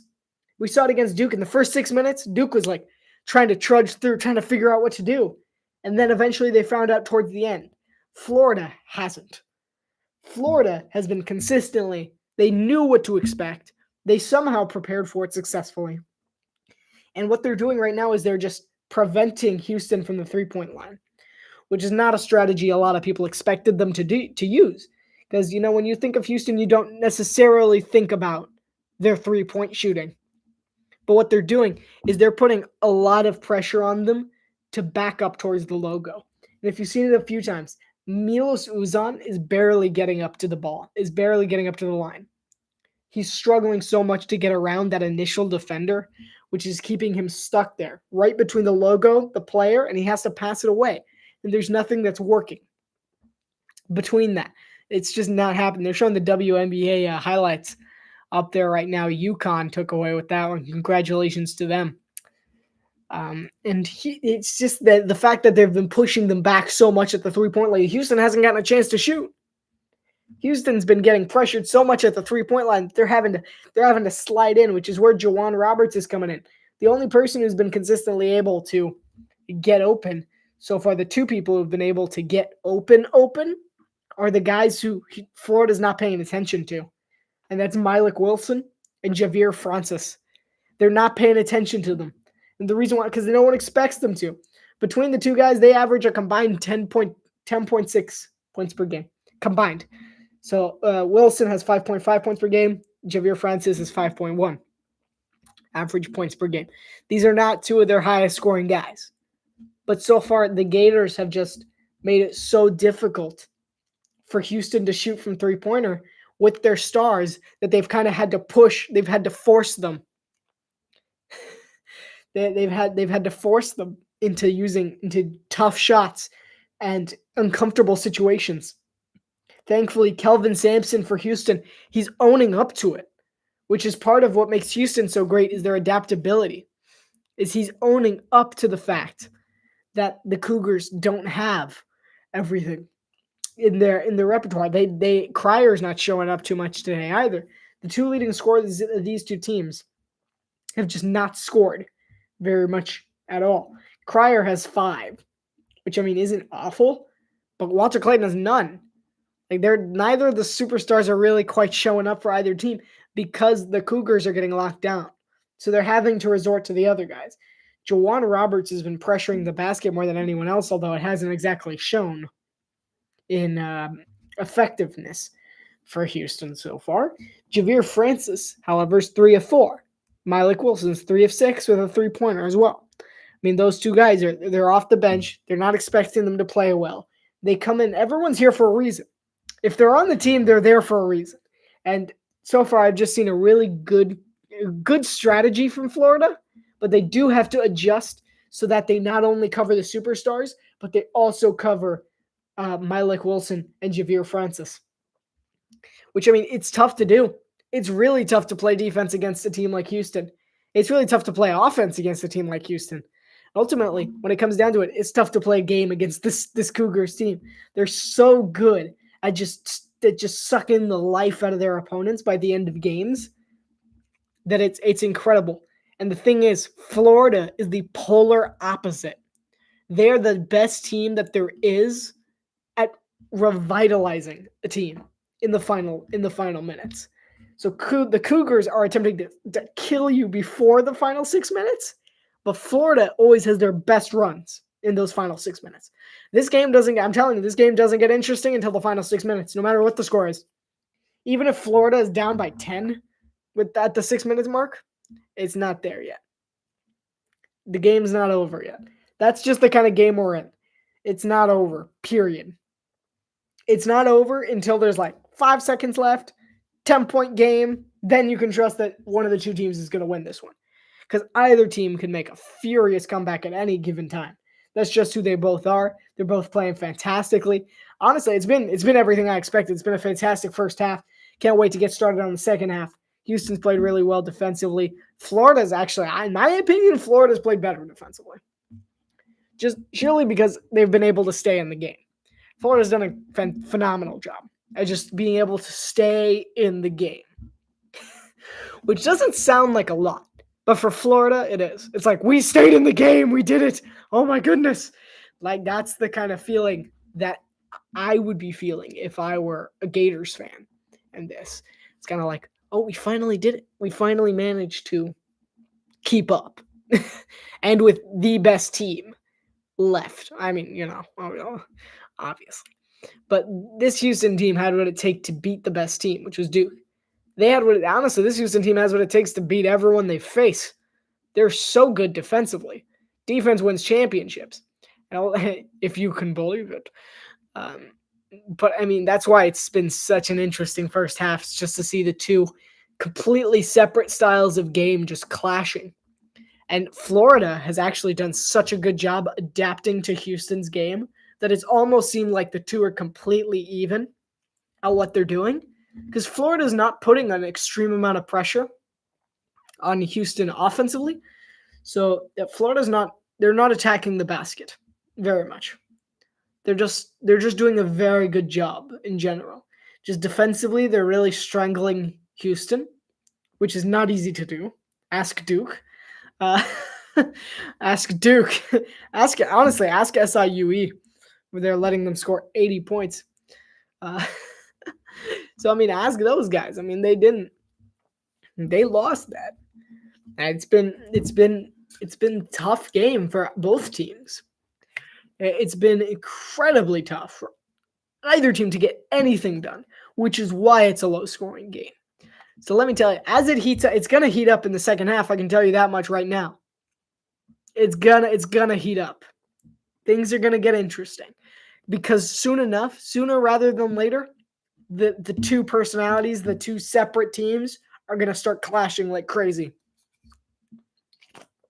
It is going to be fun. Because like right now, we're not seeing that quite yet. Right now, we have Florida who's adapting to Houston's style of play. That was my big takeaway, is how Florida's trying to adapt to Houston to stay in the game longer. While they, do that. That was a great strategy, but at this point, you got to drift away. You're down by 3, which isn't a bad thing, but go back to your heart, go back to your soul, go back to your team. That's what I say, is just bring on the offense. Makes sense? This has been the halftime show. Hope you enjoyed.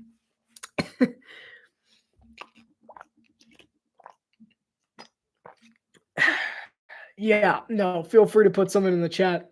Apparently, I had less to say than there was minutes in halftime. Ugh. I think it's almost back, though. I almost nailed it. Okay, anyway. All right. No, it was a fun first half, though. It was an interesting first half. It was one of those halves that left you with more questions than answers. Kind of like, what would happen if Florida played this the normal way they would have? Or what would have happened if Houston had played better, had shot better from three-pointer? Like, would this game be a blowout by now? But it's not. Both teams have played very well. Second chance points for Florida. They have 7. Houston has more offensive rebounds, though. So Florida is doing a nice job of capitalizing off of their rebounds, but Houston is still dominating the glass. That's another reason why Florida has stayed in this game pretty dominantly, is that they've been able to dominate the glass more than Houston. We'll listen to this interview.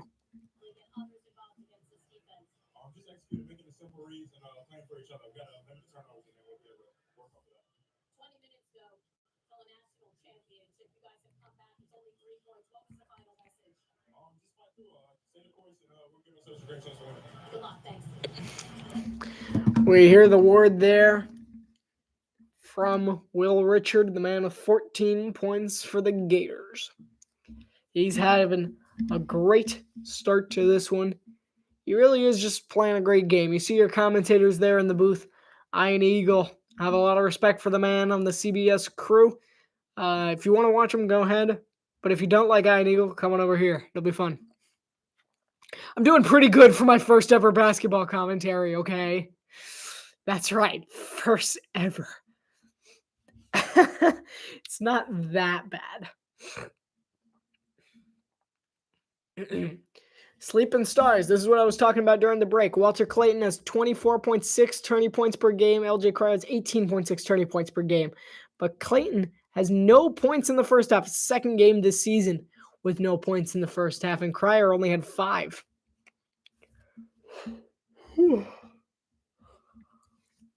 We're standing. Too tired for this. Nice. The standing desk. You're so jealous. All right, okay. That's too far. And we're back underway from San Antonio, Texas in the national championship game. Houston, Florida. Houston got the ball to start this one. So we see LJ Cryer has it. Juwan Roberts tries to pick a screen for him, and he'll get it on the inside back to Cryer. Cryer under pressure from Clayton. Back to Roberts. Roberts will take it himself, and he trucks over Condon. What a block from Chinyalu, but that'll be a charge. The charge. I mean, what? Wow. He absolutely just knocked into him. And I believe they called a charge on that one. They might have called a blocking. No, they called a blocking. Anyway, Houston ball. LJ Cryer from 3. He's got it, and the Cougs are up by 6 off of a Cryer tray. Yeah, that was a blocking foul. He did not have his feet set. Condon to Richard. Sorry, to the other guy, Martin. Up top, it's Richard. No good. Rebound by Houston. Cryer flicks one over to Sharp. It's blocked by Clayton.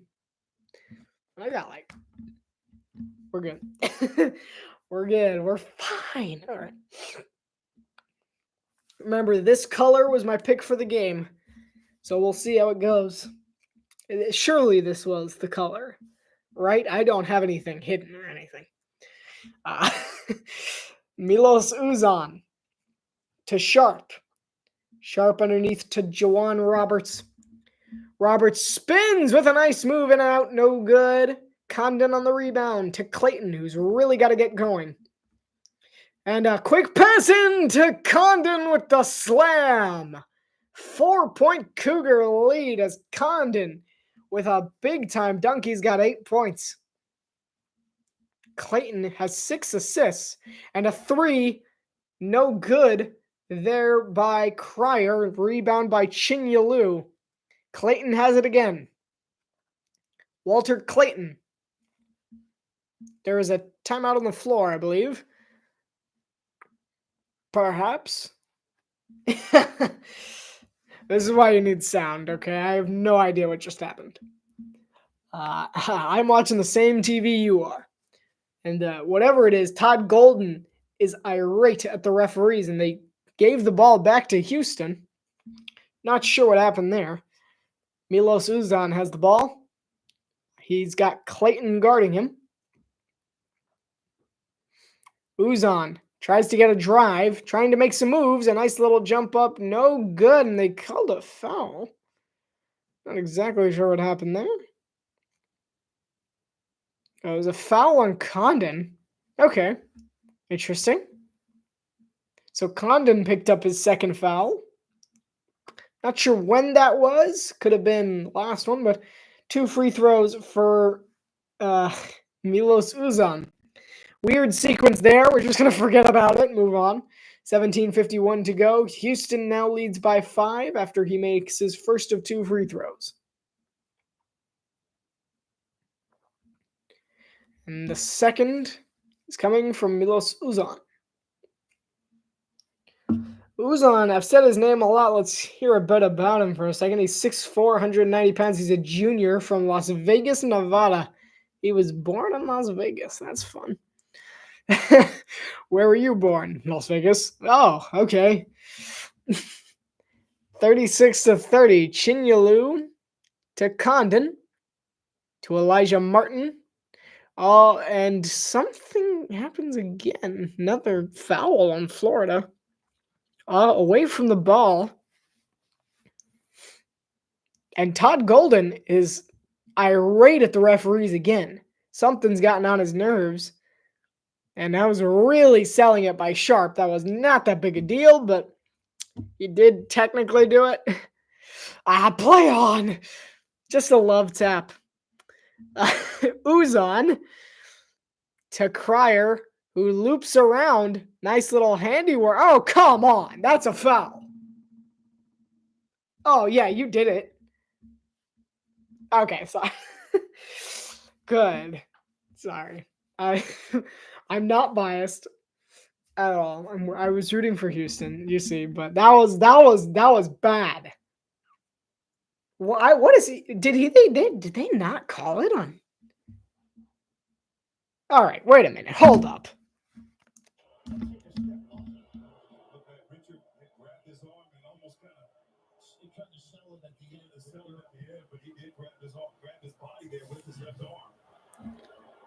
I don't know. They're giving it. They teed him up for that. They flagrant. What? All right. Todd Golden has a right to be mad. I mean, he did grab him, but it wasn't as bad as what ensued after that. That is an awful, awful call. So Cryer gets to shoot his 2 free throws. He missed the second one. 7-point Houston lead. And he's rightfully upset.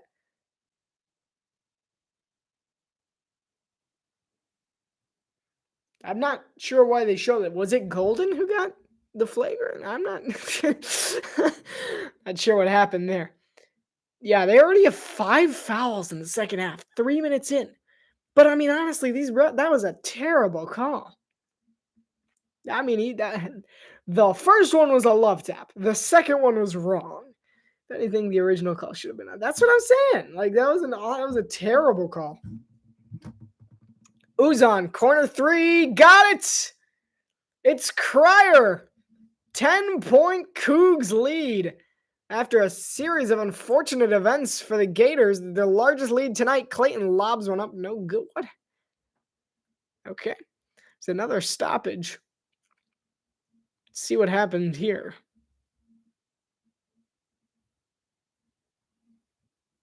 Still not sure what happened here.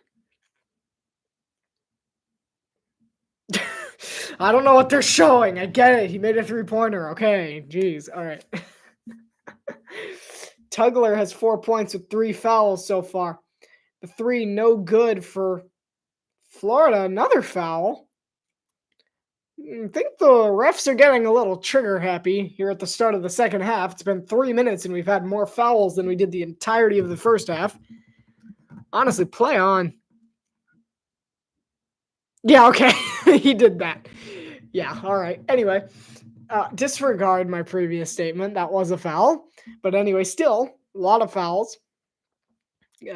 Clayton, as the Gators are going back to their transition offense style. Clayton trying to get around him. And what is that?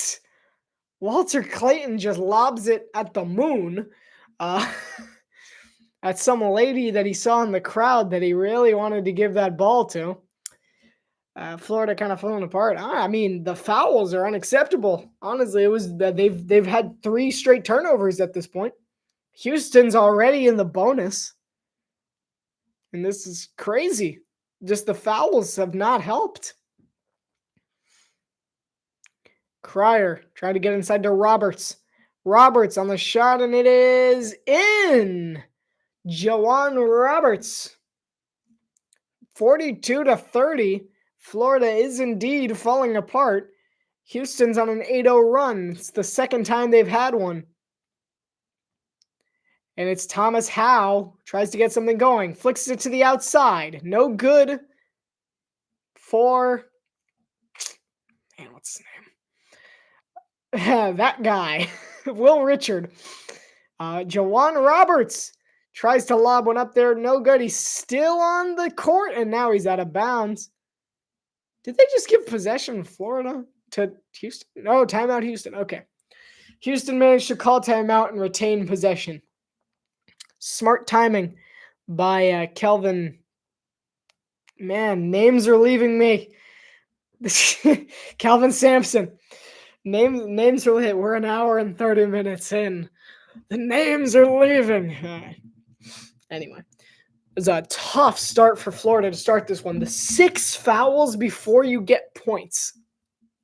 That is dismal. They have more fouls than they do. They have 6 more fouls than they do points, and the game started 5 minutes ago. Back from the break. That is an atrocious start to the second half. I am out of drink now. Great. And it has been an up and down game for the Gators. I was confident for them coming out of the half, but Houston's gone an 11-2 run, which is not great for Florida. But again, if any team is capable, it's the Gators. Just reminding you of the fact that they've come back down larger digits multiple times this year already. If there's any team.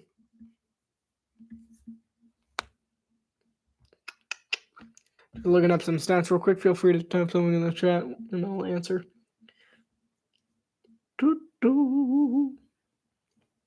Otherwise, I'll sing! No, I'm just kidding. Not doing that.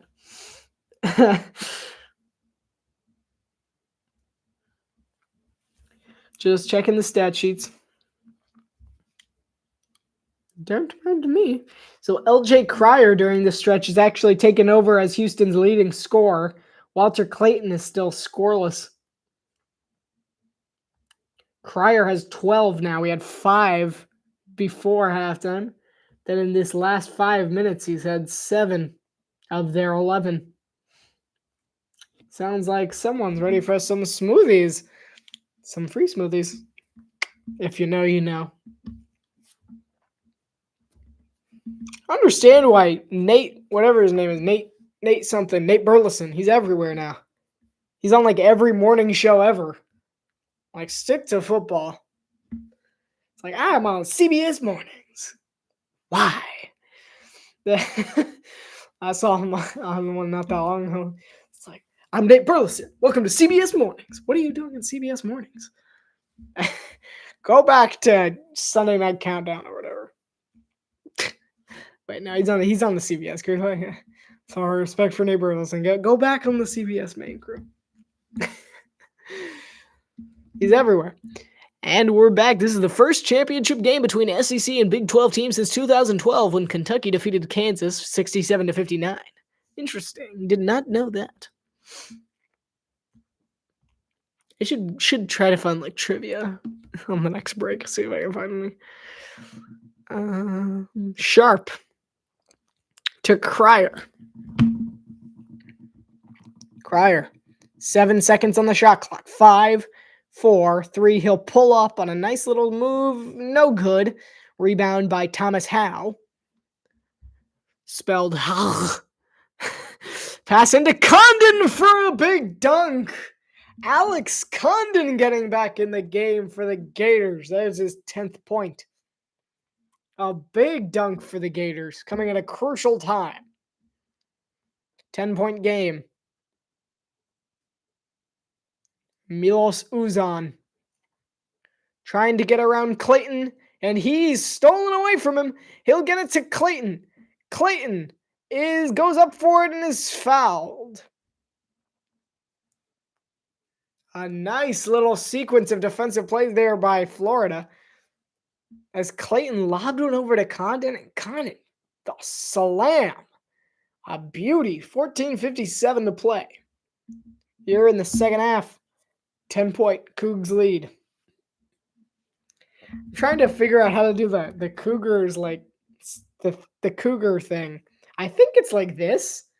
This is because that's the H. I believe that's it. Is that Mr. Spock? I'm not entirely certain. I don't remember. Yeah, let me know if that's right. If you know Houston anything, but it's like just the H or something like that. Yeah, like the H. It doesn't look anything like an H, but I'm pretty sure that's what they do. I know what the Gators do. It's haunted me my entire childhood.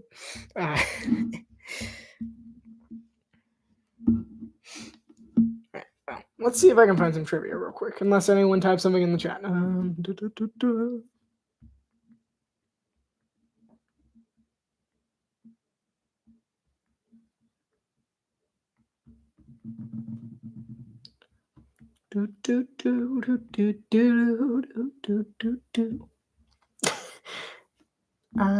That's not good. I don't think I'm gonna find any good ones. I don't ever get good trivia. I'll find something, trust me. Until the game comes back on. All right. Unless you could type something in the chat, then we could spare us all the pain of trivia.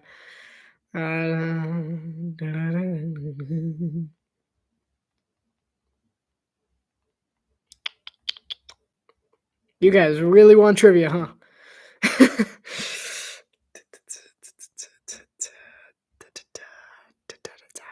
Oh, that's cool. That's cool. That's cool. All right.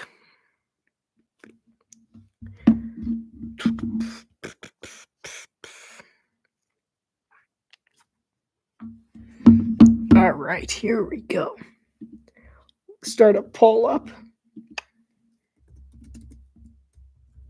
I'll end the poll at the next commercial.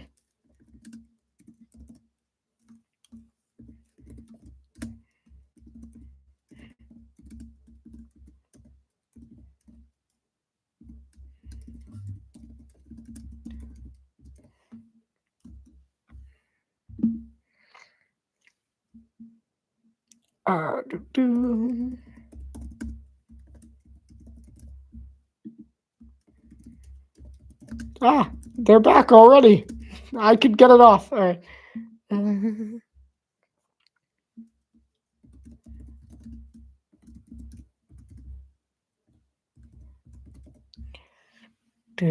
And so Walter Clayton will shoot 2 free throws.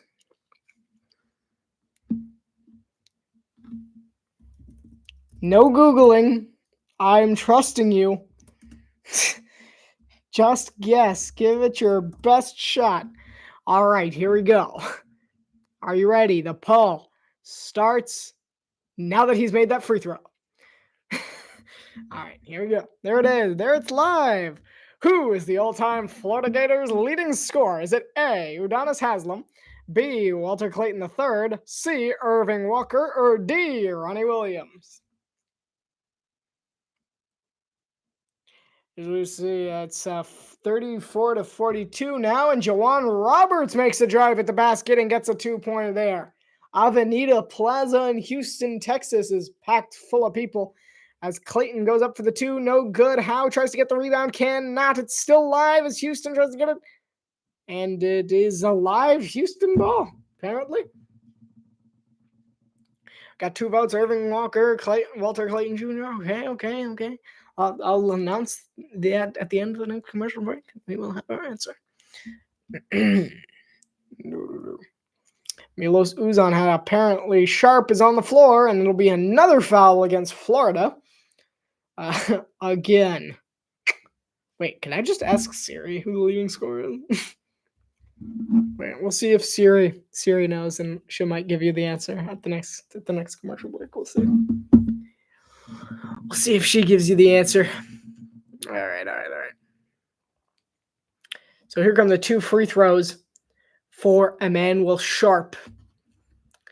He is 6'3", 210 pounds junior out of Tampa, Florida. So he's up against his former state. Now he's a Texan.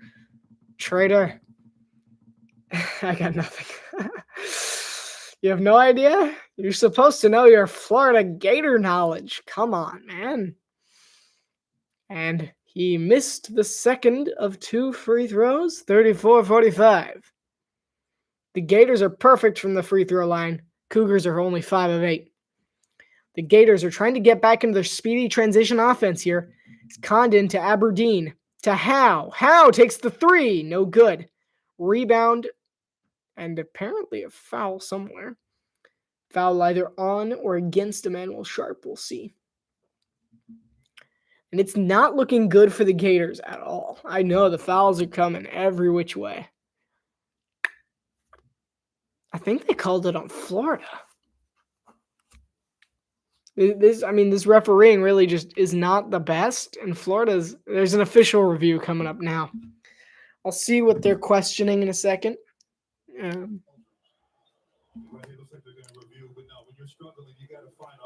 Let's get Gene Steratore up in here.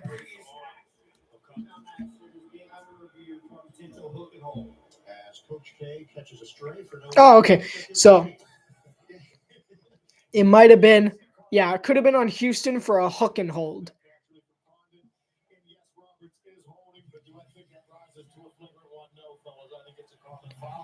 So Gene Steratore has spoken. It's a common foul against Houston's Joanne Roberts for a hook and hold, not a flagrant one.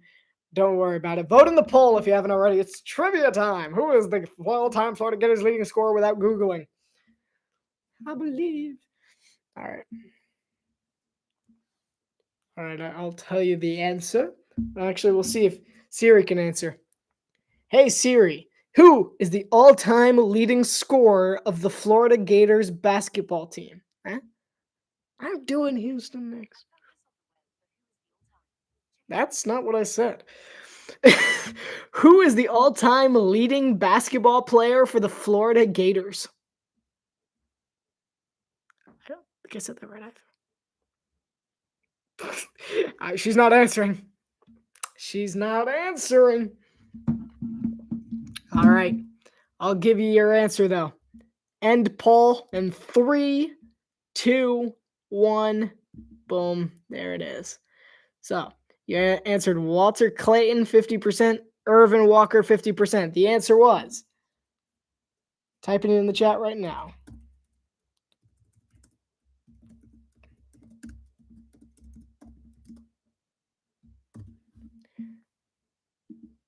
Boom. That's it. Ronnie Williams is the all-time Florida Gators leading scorer for you. Thomas Howe took a 3-pointer from the line, and that was painful. Okay. He's fine. 45-34.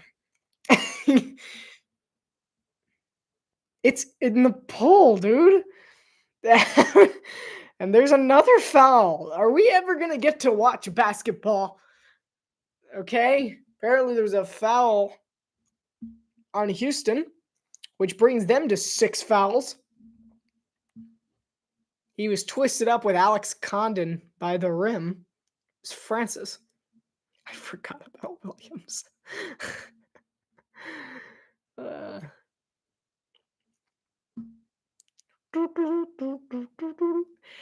Howe trying to drive in with the basket, passes it out to Aberdeen. Aberdeen driving, goes up, and he's got the basket, 45-36. I forgot how good he was. How'd you forget about him? He's number 4. I said him and everything. Anyway, 5 players with 6+ points tonight for the Houston Cougars. Florida's keeping pace with them as well. And pass outside to Milos Uzan. From 3, no good. Rebound, Houston, Jawan Roberts. Roberts backing into Condon. Condon trying to get a torque. It's up. No good. Condon with the rebound. Aberdeen has it. Aberdeen hovering around the 3-point line to Condon. Passes it over From three-pointer, it's drilled by Elijah Martin. It's a 6-point game. What did I say? Never count him out. 5 points for Martin. 12:38 to go here in the second. Houston, a good move. Had him on skates. They're working well together so far. So you see Joseph Tugler had the ball there for a moment. And a three blocked! It's taken away. It's a fast break. Thomas Howe with the layup. The Gators are within 4 again. This is why you can't count them out of a game. It's been 45 seconds. Wow. What a block there. And then Thomas Howe with the close. And Will Richard. How about the game Richard has had and Thomas Howe this entire tournament has been his playground set. Phenomenal. All around, just great performances.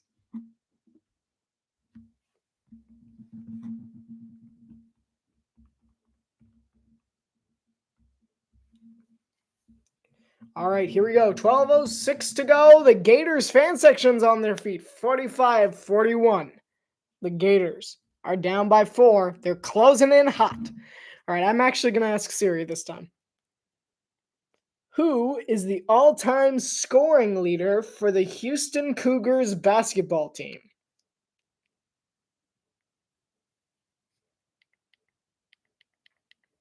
Very, very interesting. Very interesting. Yeah, okay. She didn't answer. Well, we'll ask my computer, Siri. Hey, Siri, who is the Houston Cougars all-time leading basketball scorer?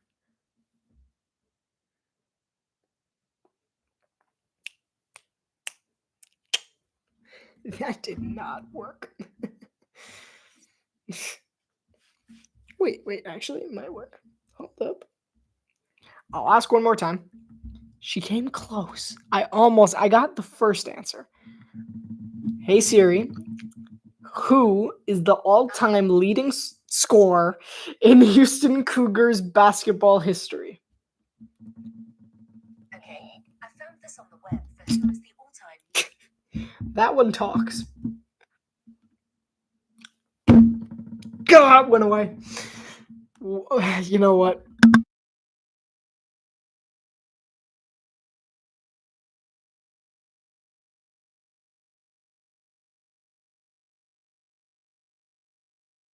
Just so that you didn't have to listen to me say it again. That's actually surprising. I did not know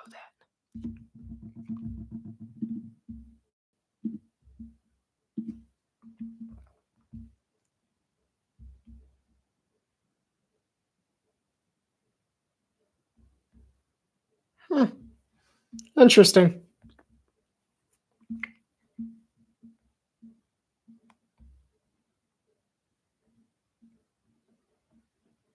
Who knew? All right, cool.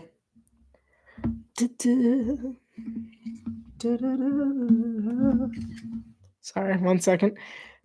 I actually didn't know this one. I knew the first one.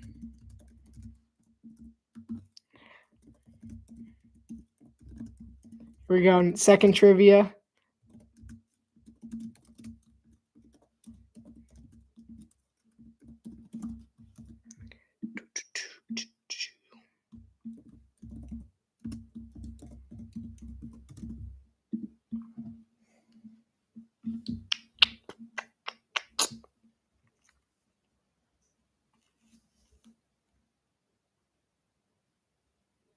Okay, sorry, I'm thinking.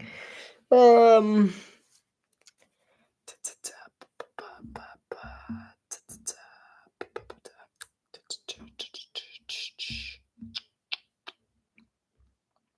I totally closed it out. I'm trying to remember who it actually was. Okay, there we go. Whoopsie daisies. Okay, okay, so that's not it. I can do it. Your trivia is coming up in just a second. Milos Uzan has the ball next.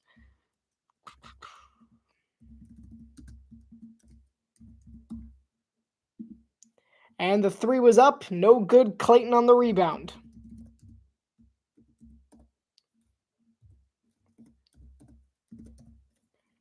I can't spell Alojuan.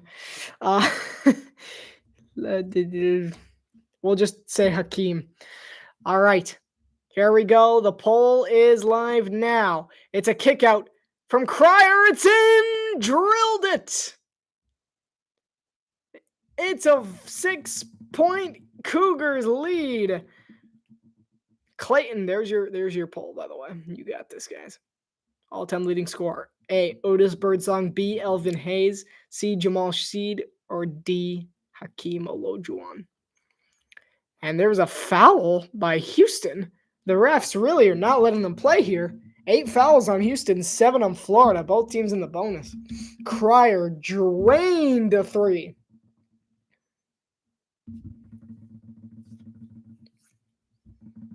Yeah, as Hand Loden was going up for it. Stop making noise. So it was Han Lowton who got fouled. He'll take his 2 free throws. Now he's only got 2 points in this one. All right, trivia's over.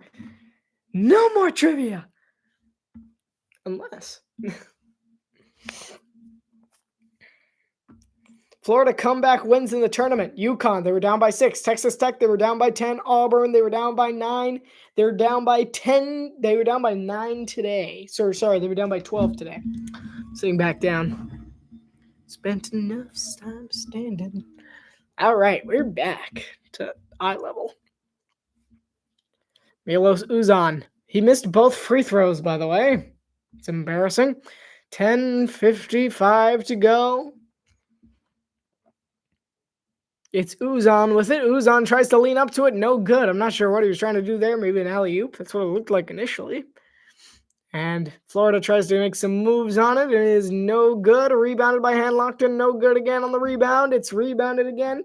Okay. Having to go fast here. Cryer has it. Cryer, step back. 3. No good. In and out. Rebound by Clayton. Clayton from 3. No good. We've seen so many misses. Uzan has it. 10:15 to go in the second. Vote on the poll. Trivia. Woo! I trust you didn't Google the answer. Anyone? For either of them. 3 seconds left on the shot clock. He'll have to take the shot. 0.3. No good. Be a shot clock violation against Joseph Zugler. Still got time. Still got time to vote on the poll. It's not commercial yet. Clayton had some hops on that one. That was a big jump for that attempted 3-pointer.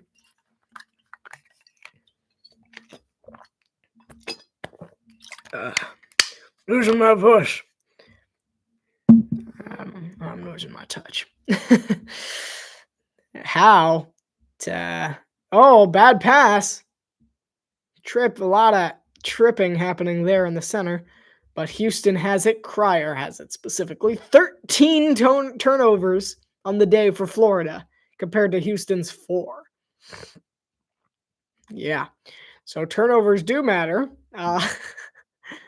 And a beautiful play there by no good. Never mind. Doesn't matter. And a beautiful rebound, though. And a pull-up by Cryer. Still no good. We haven't had any points in the last 2 minutes. And I believe there was a timeout called. Maybe. The Late Show with not me, because I won't be staying up that much later.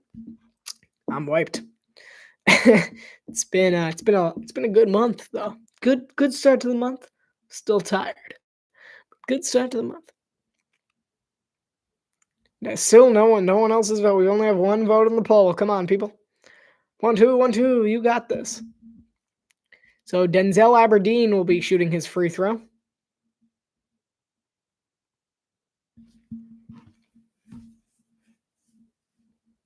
He made the first one. 9:07 to go here in the second half. 5-point game. We're still not at the crunch time yet. Crunch time is the final 6 minutes. That's when Florida really turns it on. And they're only down by 4. I think Houston should be a bit concerned in this one. Just a bit. Just a bit. But also maybe not. It's Uzan with the ball again. Uzan trying to make some magic happen. He'll pass it out to Wilson, who had a good first half, but it's been quiet since. Wilson drives towards the basket. He'll float one up there. No good again. Florida, Walter Clayton, who still hasn't scored. He'll pass one back. Ooh, a laser to... Oh, in and out. Oh, but there was another foul. Okay, so Chinyalu will be heading to the line as the fouls keep on coming. It looks like someone got poked in the eye. He did kind of get poked in the eye on the way down. He got more elbowed in the cheek than anything. Less poked in the eye, more elbowed in the cheek. Ruben Chinyalu got 2 points, 5 rebounds, and still only has 2 points and 5 rebounds. We're going to go ahead and end the poll. So we have our answer. The answer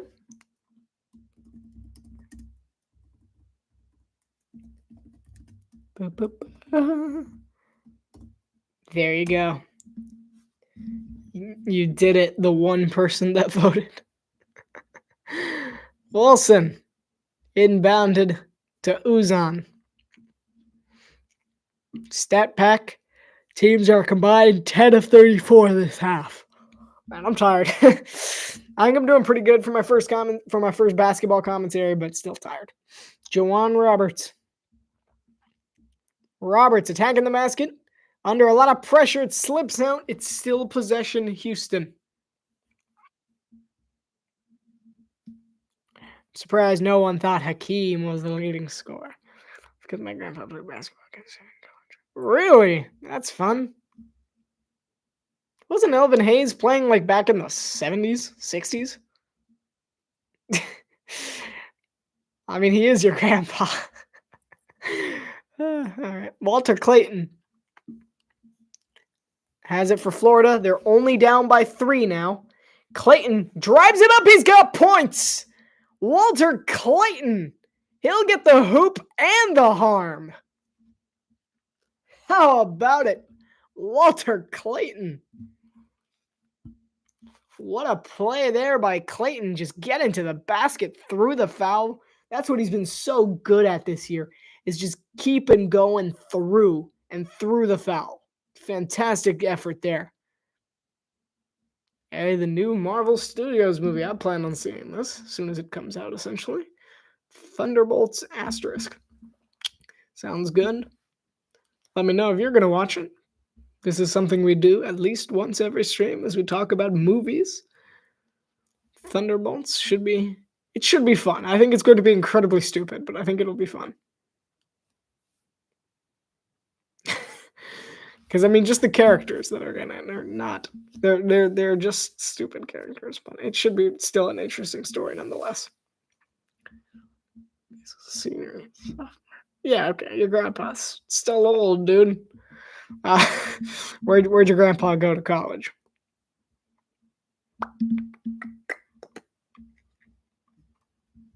If you say Valparaiso, that'd be really funny. Because I saw another stat that said that the most points scored in a single game by a Houston player was also Elvin Hayes, and it was against Valparaiso. That's why it would be funny. East Texas Christian University, which is now TCU. Cool, fun. I've always liked the horned frogs, the hypnotoad.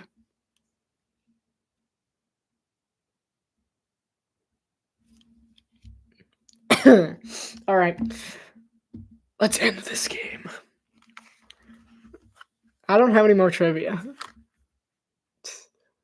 I got nothing. I got no trivia. I have like season trivia, I guess. I can't think of anything else, really. That would be mildly interesting.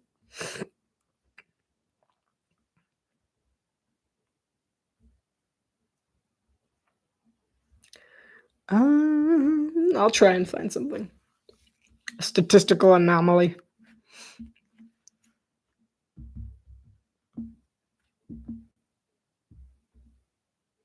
You know what could be fun? All right, wait, maybe I got one.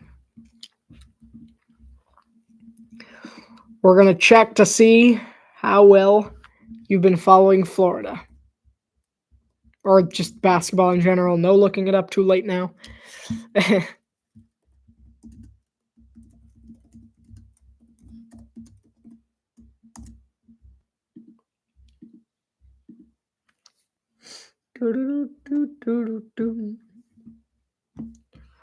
Look now, you see Todd Golden getting his team ready for this final stretch here.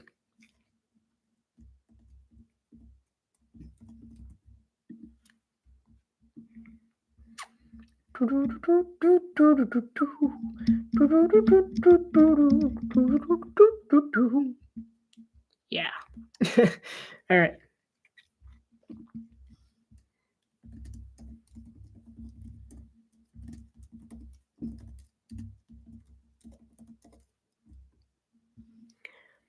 So Walter Clayton will shoot his potential three-point play free throw here.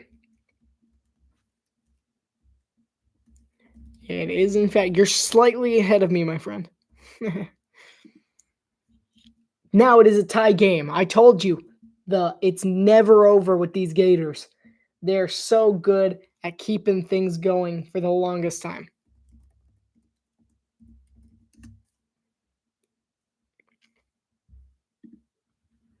Never fails.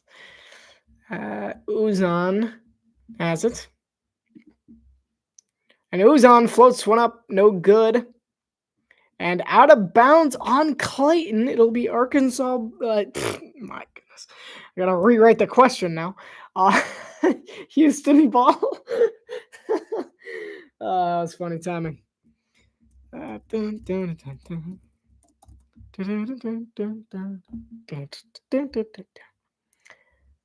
they're showing a replay right now. This isn't live. Arkansas. No, we're disregarding them. They've been eliminated from the equation. And let's see. Gotta think of a really good team. All right, there we go. Wait, no. They'll never see it coming. They'll be caught completely unaware. They won't be expecting my nefarious plot. Anyway, you'll never see it coming. That's not how you spell that. All right. Who has Florida lost to? A, Georgia, B, Tennessee, C, South Carolina, or D, Alabama. 7:13 to play. Tie game, just as I said it would happen at halftime. It's never out of the question for these guys. All right, headphones are back on. My ears feel better. Apparently there was a technical foul at some point. Flagrant. Something happened. I was writing a poll. Anyway, I moved past that. 49-48, Houston. The second free throw is good for the Cougs. 2-point Houston lead. No looking it up. Don't look up the answer. Just answer. Make an educated guess. I believe Chinyalu was the one who fouled. Did he get ejected? Did he get fouled out? I have no idea. I missed so much.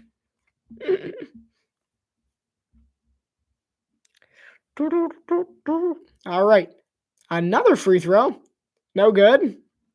And the first one. All right. Here comes the second free throw. Almost Arkansas. Yeah, almost.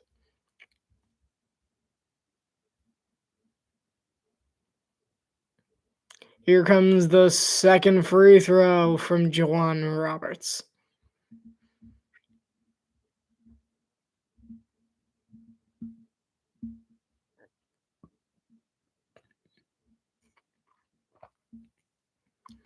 It's Howe overhead to Clayton with the beautiful basket. Walter Clayton, welcome back to the game. Stephen C. O'Connell Center from Gainesville, Florida. I've been there before. Not at the center. I've been to Gainesville. Never been on campus, but I have been to Gainesville. That was a pretty little play there by Walter Clayton. How about that? How about them apples? And he got the foul as well. So he's about to get his free throw, and it's back to a tie game. Walter Clayton saying, I'm going to come back myself as per usual. Tie game, 7 minutes to go. In the first half, Clayton had no points. In the second half, he has 8. He's making his rise back into this game. Cryer trying to make some magic happen. Cryer drives, spins, shoots, no good, falls. Clayton on the rebound. Clayton speeds ahead, throws a quick one to Martin. Martin, I was almost really cool. Keyword almost. Flips one ahead to Emmanuel Sharp. Passes one through, and it's in for Malik Wilson. Malik. We'll figure it out. M. Wilson. I'll say it Malik, like I've been saying it. And someone just got floored, and Aberdeen takes advantage of it for an easy 2 points. Still tied. 6 minutes to play. The final stretch starts in 2-1 now. This is when it all comes down. All right. This is the end of the road. It's a 3. And it's in! A beauty from Emmanuel Sharp from 3. That was perfect. 6 points for Sharp on the day. Howe drives at the basket. Doesn't see anything. Throws it in. A good move and a beautiful play there by Alex Condon and Thomas Howe as the big men team up. That was a really nice play. Timeout, Florida. Howe and Condon, Aberdeen. I mean, the entire team is coming together for the Gators. They're only down by 1 with 5.5 minutes to play. And this is where the Gators thrive the most. End of pull. In 3, 2, 1. Boom. All right, the answer is Georgia. They lost to Georgia. Out of all of those teams, they lost to Georgia, if you can believe it. If you picked Georgia, you were correct. All right. I got a new one.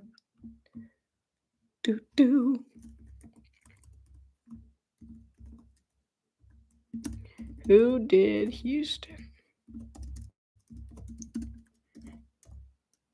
They lost to Tennessee too, though. Did they? Wait, did I mess that up? How many times did they play Tennessee?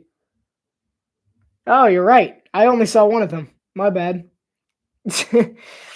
They lost to Georgia worse. Okay, anyway. Yeah, you're right. Yeah, and Tennessee.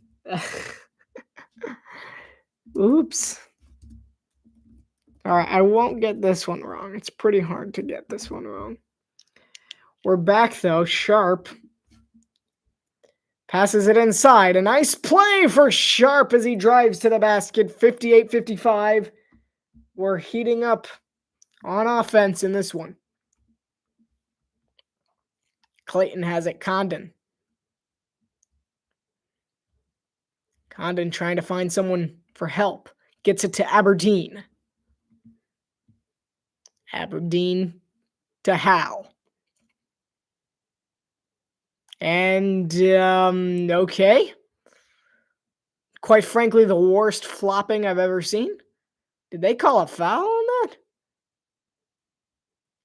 Okay, yeah, cool. Flopping. And Kelvin Sampson seems to know it. Let's see what happened there.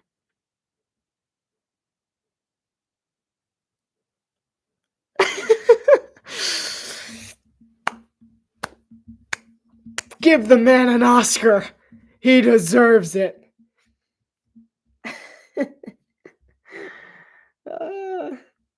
Give that man an Oscar.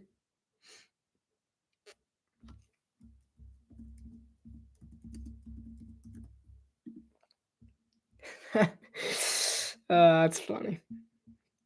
Like, what'd I do? You hit me! Anyway, it's 58-57. Houston still owns the lead.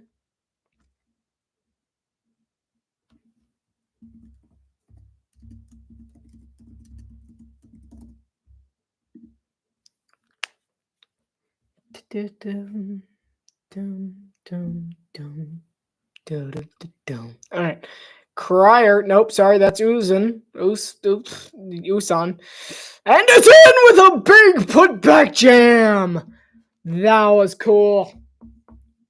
That's what we wanted to see right there.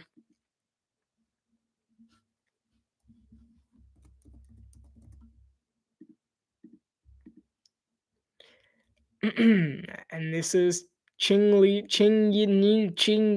something. It's late, man. I'm trying to do a quiz here. All right, there's your poll. Your next poll. Usan has it. Milos Uzan. Usan. All right. All right, we're standing up. It's too late. Too late to be sitting down. All right, we got this. Houston has scored on their last 4 possessions, but Florida has been right there next to them. Sharp has it. Passes it into Roberts. Out to Crier. There is a foul somewhere along the way. Or a travel. Something like that. We'll see how well you've been following Houston basketball.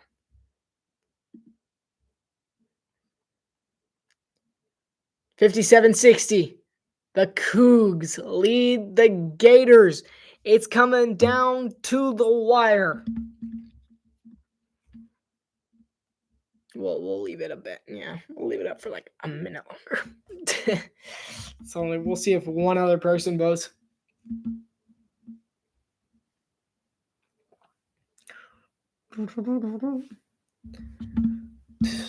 We're close to the end. It's close. It's tight. It's national championship worthy right now. This is exactly what we've been hoping for. Exactly what we've been praying for. Exactly the kind of game we wanted. Defensive, nitty, gritty, tough. That's exactly what we've seen. We've seen 2 teams that have left it all on the court today. I mean, it's tough to beat either one of these guys. Neither are going down without a fight. Hey, we got 2 votes. All right, cool. I'm ending it. End poll. You both got it wrong. I can't believe you guys. How did you get that wrong? Terrible. So obvious that you got that wrong. I can't believe you got it wrong. It's terrible. Oh, thought you guys had a better basketball IQ than this.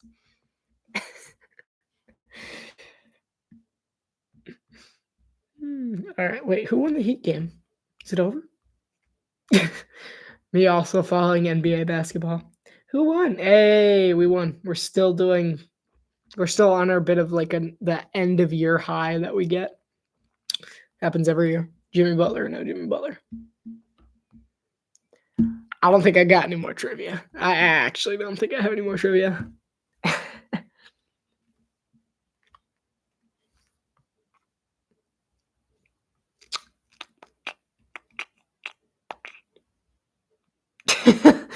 No, I actually don't have trivia this time. And we're back from the national championship. That's okay. No more trivia. We spent a lot of time on trivia. We're good. Break me off a piece of that. Not sponsored. Hey, you have no idea what that was for. That jingle. No idea. It's not sponsored. Cool. All right, Cap. I almost said the name. The rewarding performance of the game. The Florida Gators, they outscored Houston 27-18 in the last 12 minutes to storm back as we expected of their passionate comebacks. I mean, they're so good at this. I mean, I expected it fully. This game has gone like textbook how I expected. And I'm telling you, it's always going to come down to these last few minutes, and it's coming right back down. Todd Golden having a bit of a talking to with his big man, Ruben Chin Liu. We're going back up.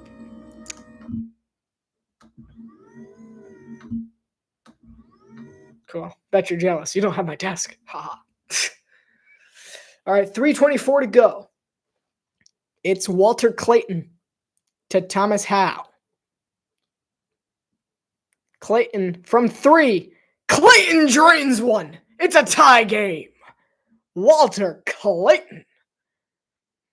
That was a massive three-pointer there by Clayton. It's Uzan again. He has been the ball controller for Houston, that's for sure.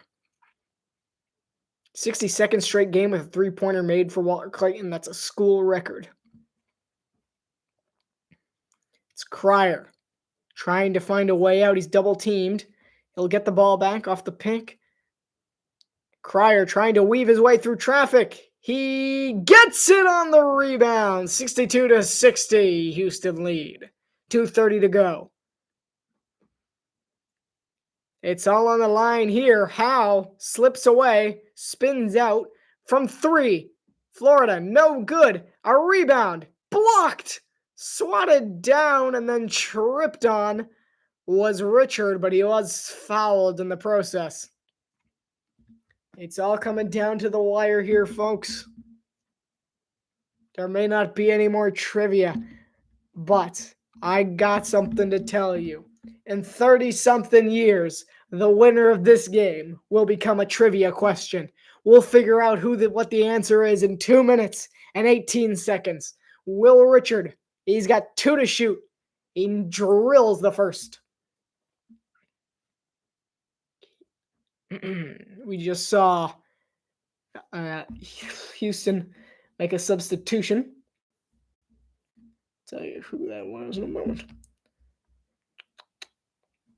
That was Joseph Tugler. 62-62. It's coming down to the wire here in San Antonio. There's been 11 ties, 2 lead changes, and the biggest lead was Houston by 12. I have no idea what just happened. 2:05 to play. Squared at 62 apiece. I have no clue what happened. Okay, Roberts got free throws. I mean, there's been so many fouls in this half. It's ridiculous. Houston's at 10 plus and Florida's at 10 themselves.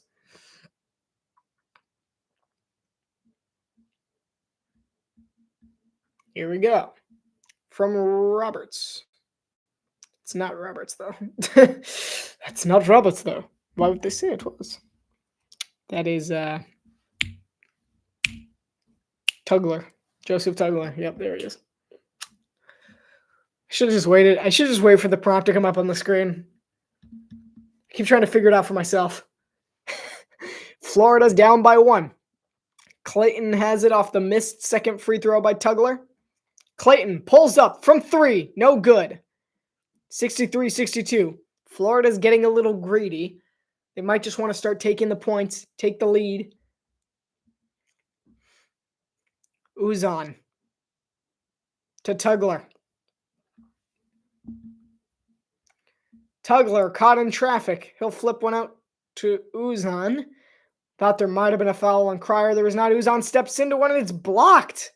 And a nice play by the Gators defense to leave the Cougars with 4.3 seconds to shoot after the inbound, assuming it doesn't reset.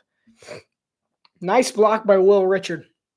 Well, not 4.3 seconds to shoot for the Cougars. 6 blocks for the Cougars, while 5 for the Gators. It has been a block fest between these two very good defensive teams. Surprising that I'm saying that Florida is one of those, but they've played so well. 2 seconds, in and out, rebounded by Tugler. Stripped away, knocked out. It's Florida basketball. And Kelvin Sampson is angry on the sideline. He's asking for a replay.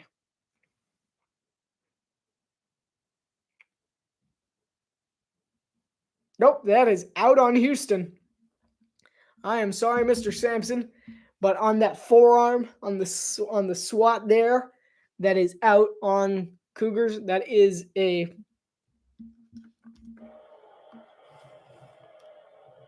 Yeah, I mean, it's clearly it's Florida ball. Yeah. I think that was a rash decision by Sampson using his review there.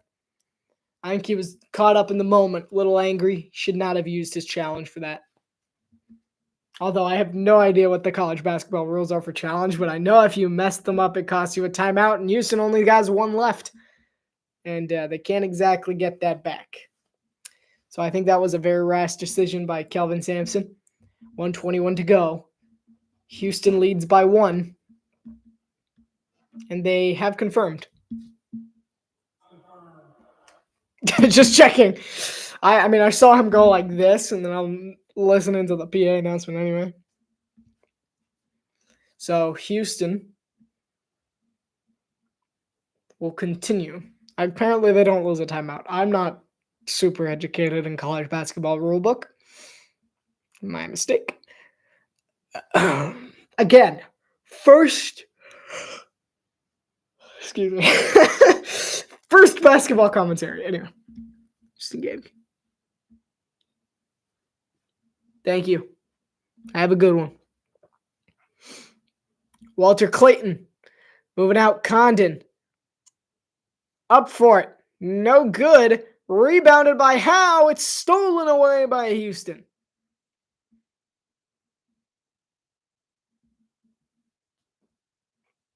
It's Uzan. Milos Uzan. I'll flick one out over to Nate. It's stolen again. It was Cryer, but it was quickly stolen away. It's a quick move. No good. Dunk won't go. A lot just happened. 46 seconds to play. Stand up off the chairs. It's about to go down in the last 46.5 seconds. Houston taught us that a lot can happen in this time, and Florida's admitted to it too. That looked like a blocking foul. Hear me out. It was, in fact, Joseph Tugler has just fouled out. So Tugler with the blocking foul is out of the game. So they just lost one of their big defenders. And the free throw is made by Elijah Martin. Tie game. Here come the Gators.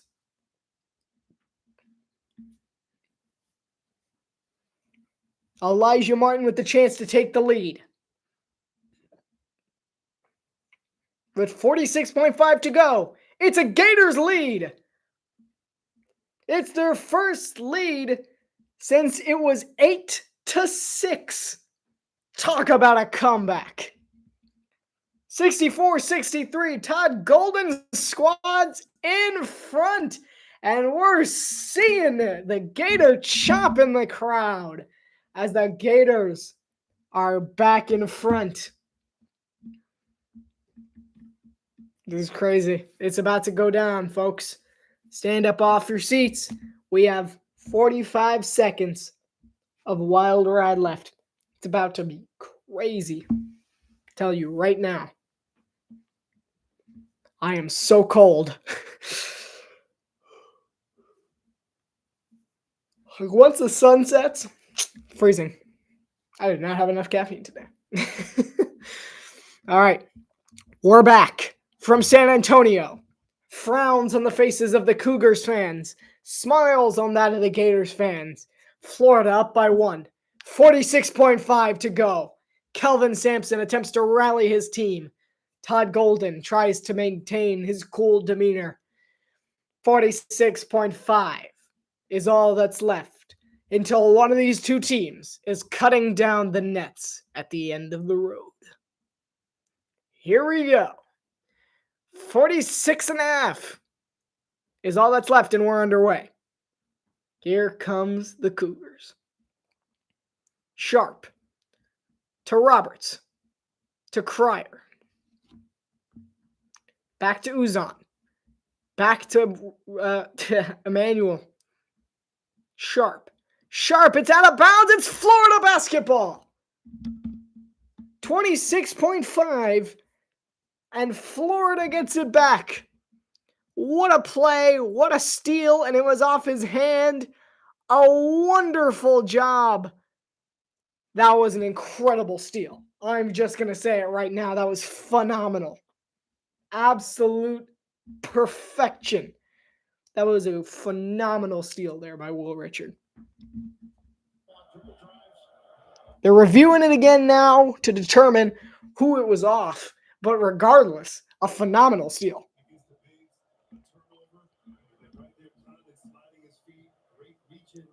It's close. I can't. It's really tight. Will Houston even foul them? Honestly, because Florida is one of those teams that keeps playing. We saw that against Auburn. They kept playing. They didn't try and wind out the clock in the final seconds. They scored again, which could give Houston time to come back. They definitely have to be smart here regardless.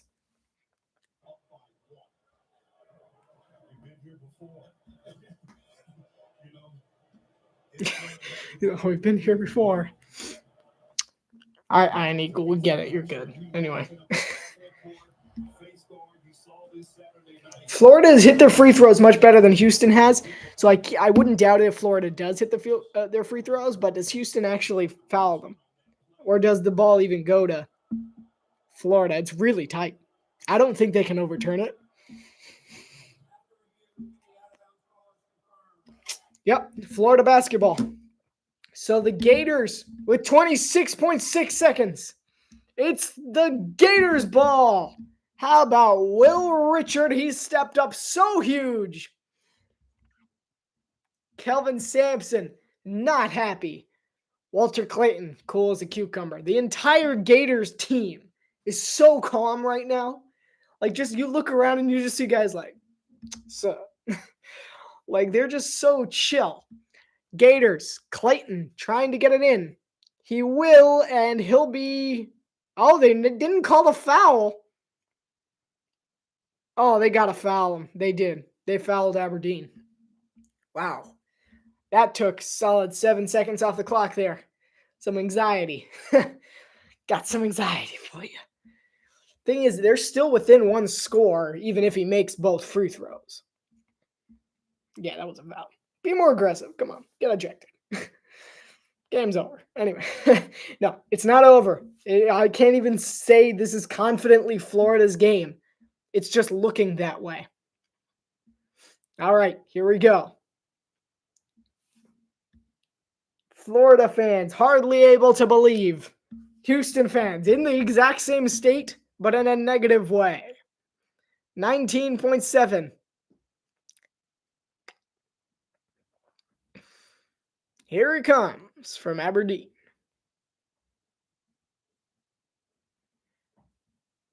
So he missed the first one. He made the second one. So I believe that was Houston's final timeout that just was used.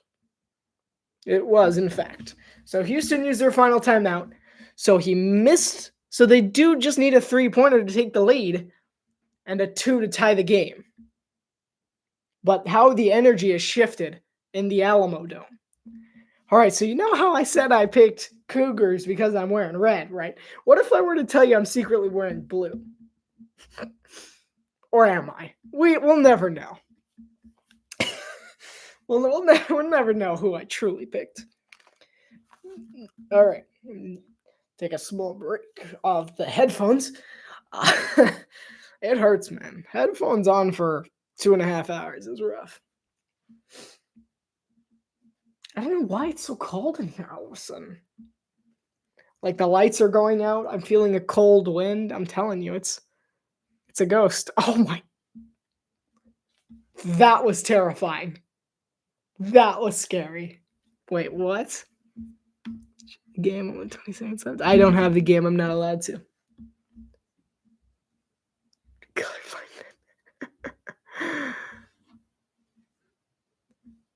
it. It's really crazy because it's just like nothing.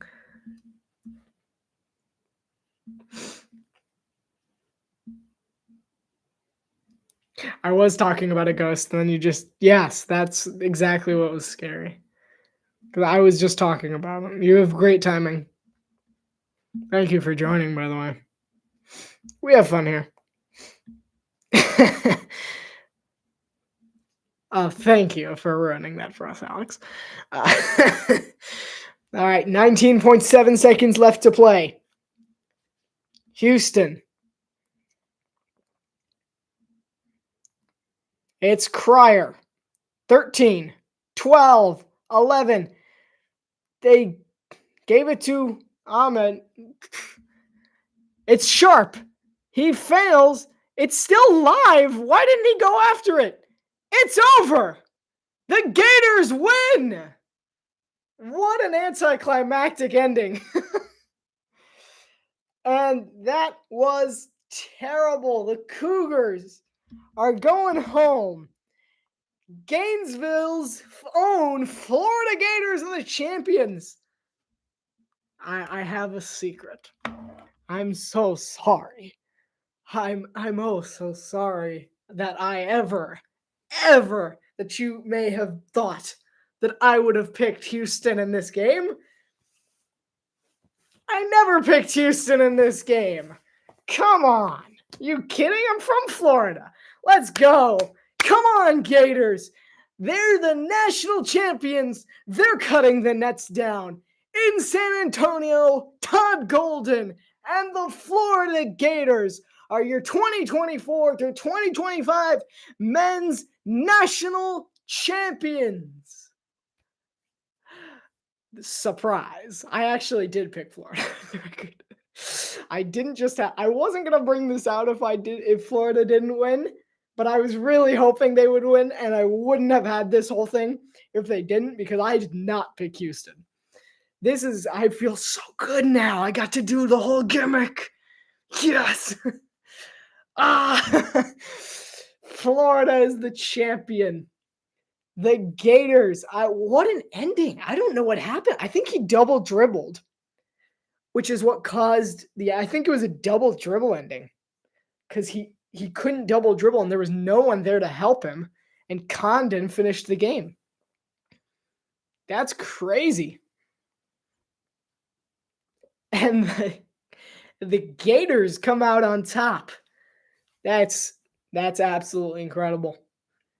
Oh, what a game. Truly. What a game.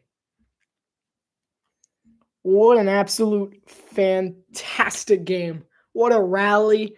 So much just Florida. Like, this was the Florida Gators game. Like, from the beginning. I was foreshadowing it throughout the entire time. I feel so powerful.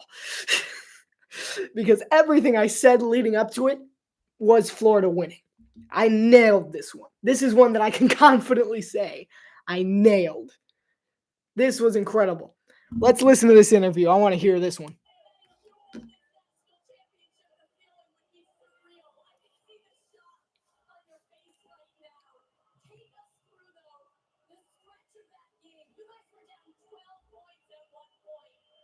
This is Coach Todd Golden.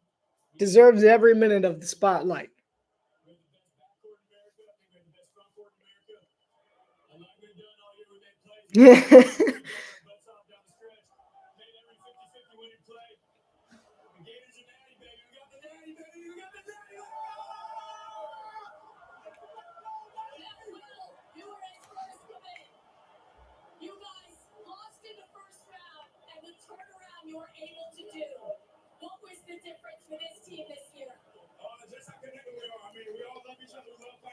Such a cool team. I honestly, ever since I saw their first game, I've been rooting for them ever since. Just because of the vibe they have when they're on the court. The calmness. That they just look so at ease whenever they're playing. It's so incredible to watch them play.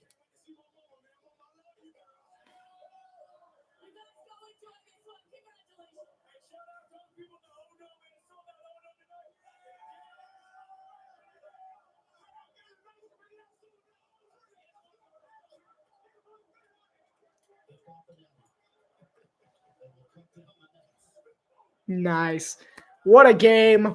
What a finish. The Florida Gators are your national champions. I've been foreshadowing it since the beginning, from when I said they're never out of this game. This is the kind of game Florida likes to play. Even at halftime, I told you with a straight face, that Florida was still in this game. I'm so happy right now. Uh, if you enjoyed my incredible predictions throughout the entire course of the game, me being absolutely correct, like this video and go on ahead and subscribe while you're at it. Hit the notification bell. Why don't you? It is going to be a blast. It's been a blast. I really have enjoyed it. My first commentary has been fantastic. First basketball commentary, that is. Normally I do football, but fantastic. Thank you. I got you on your draft coverage. It'll be live on draft day, entire first round. Gonna have a blast. We're gonna break down the picks, break down the clips. It's gonna be a great time. So yeah, I mean, honestly, thank you guys so much for watching. Thank you so much for the support.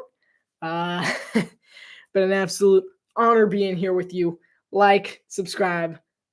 I guess I'll see you guys next time.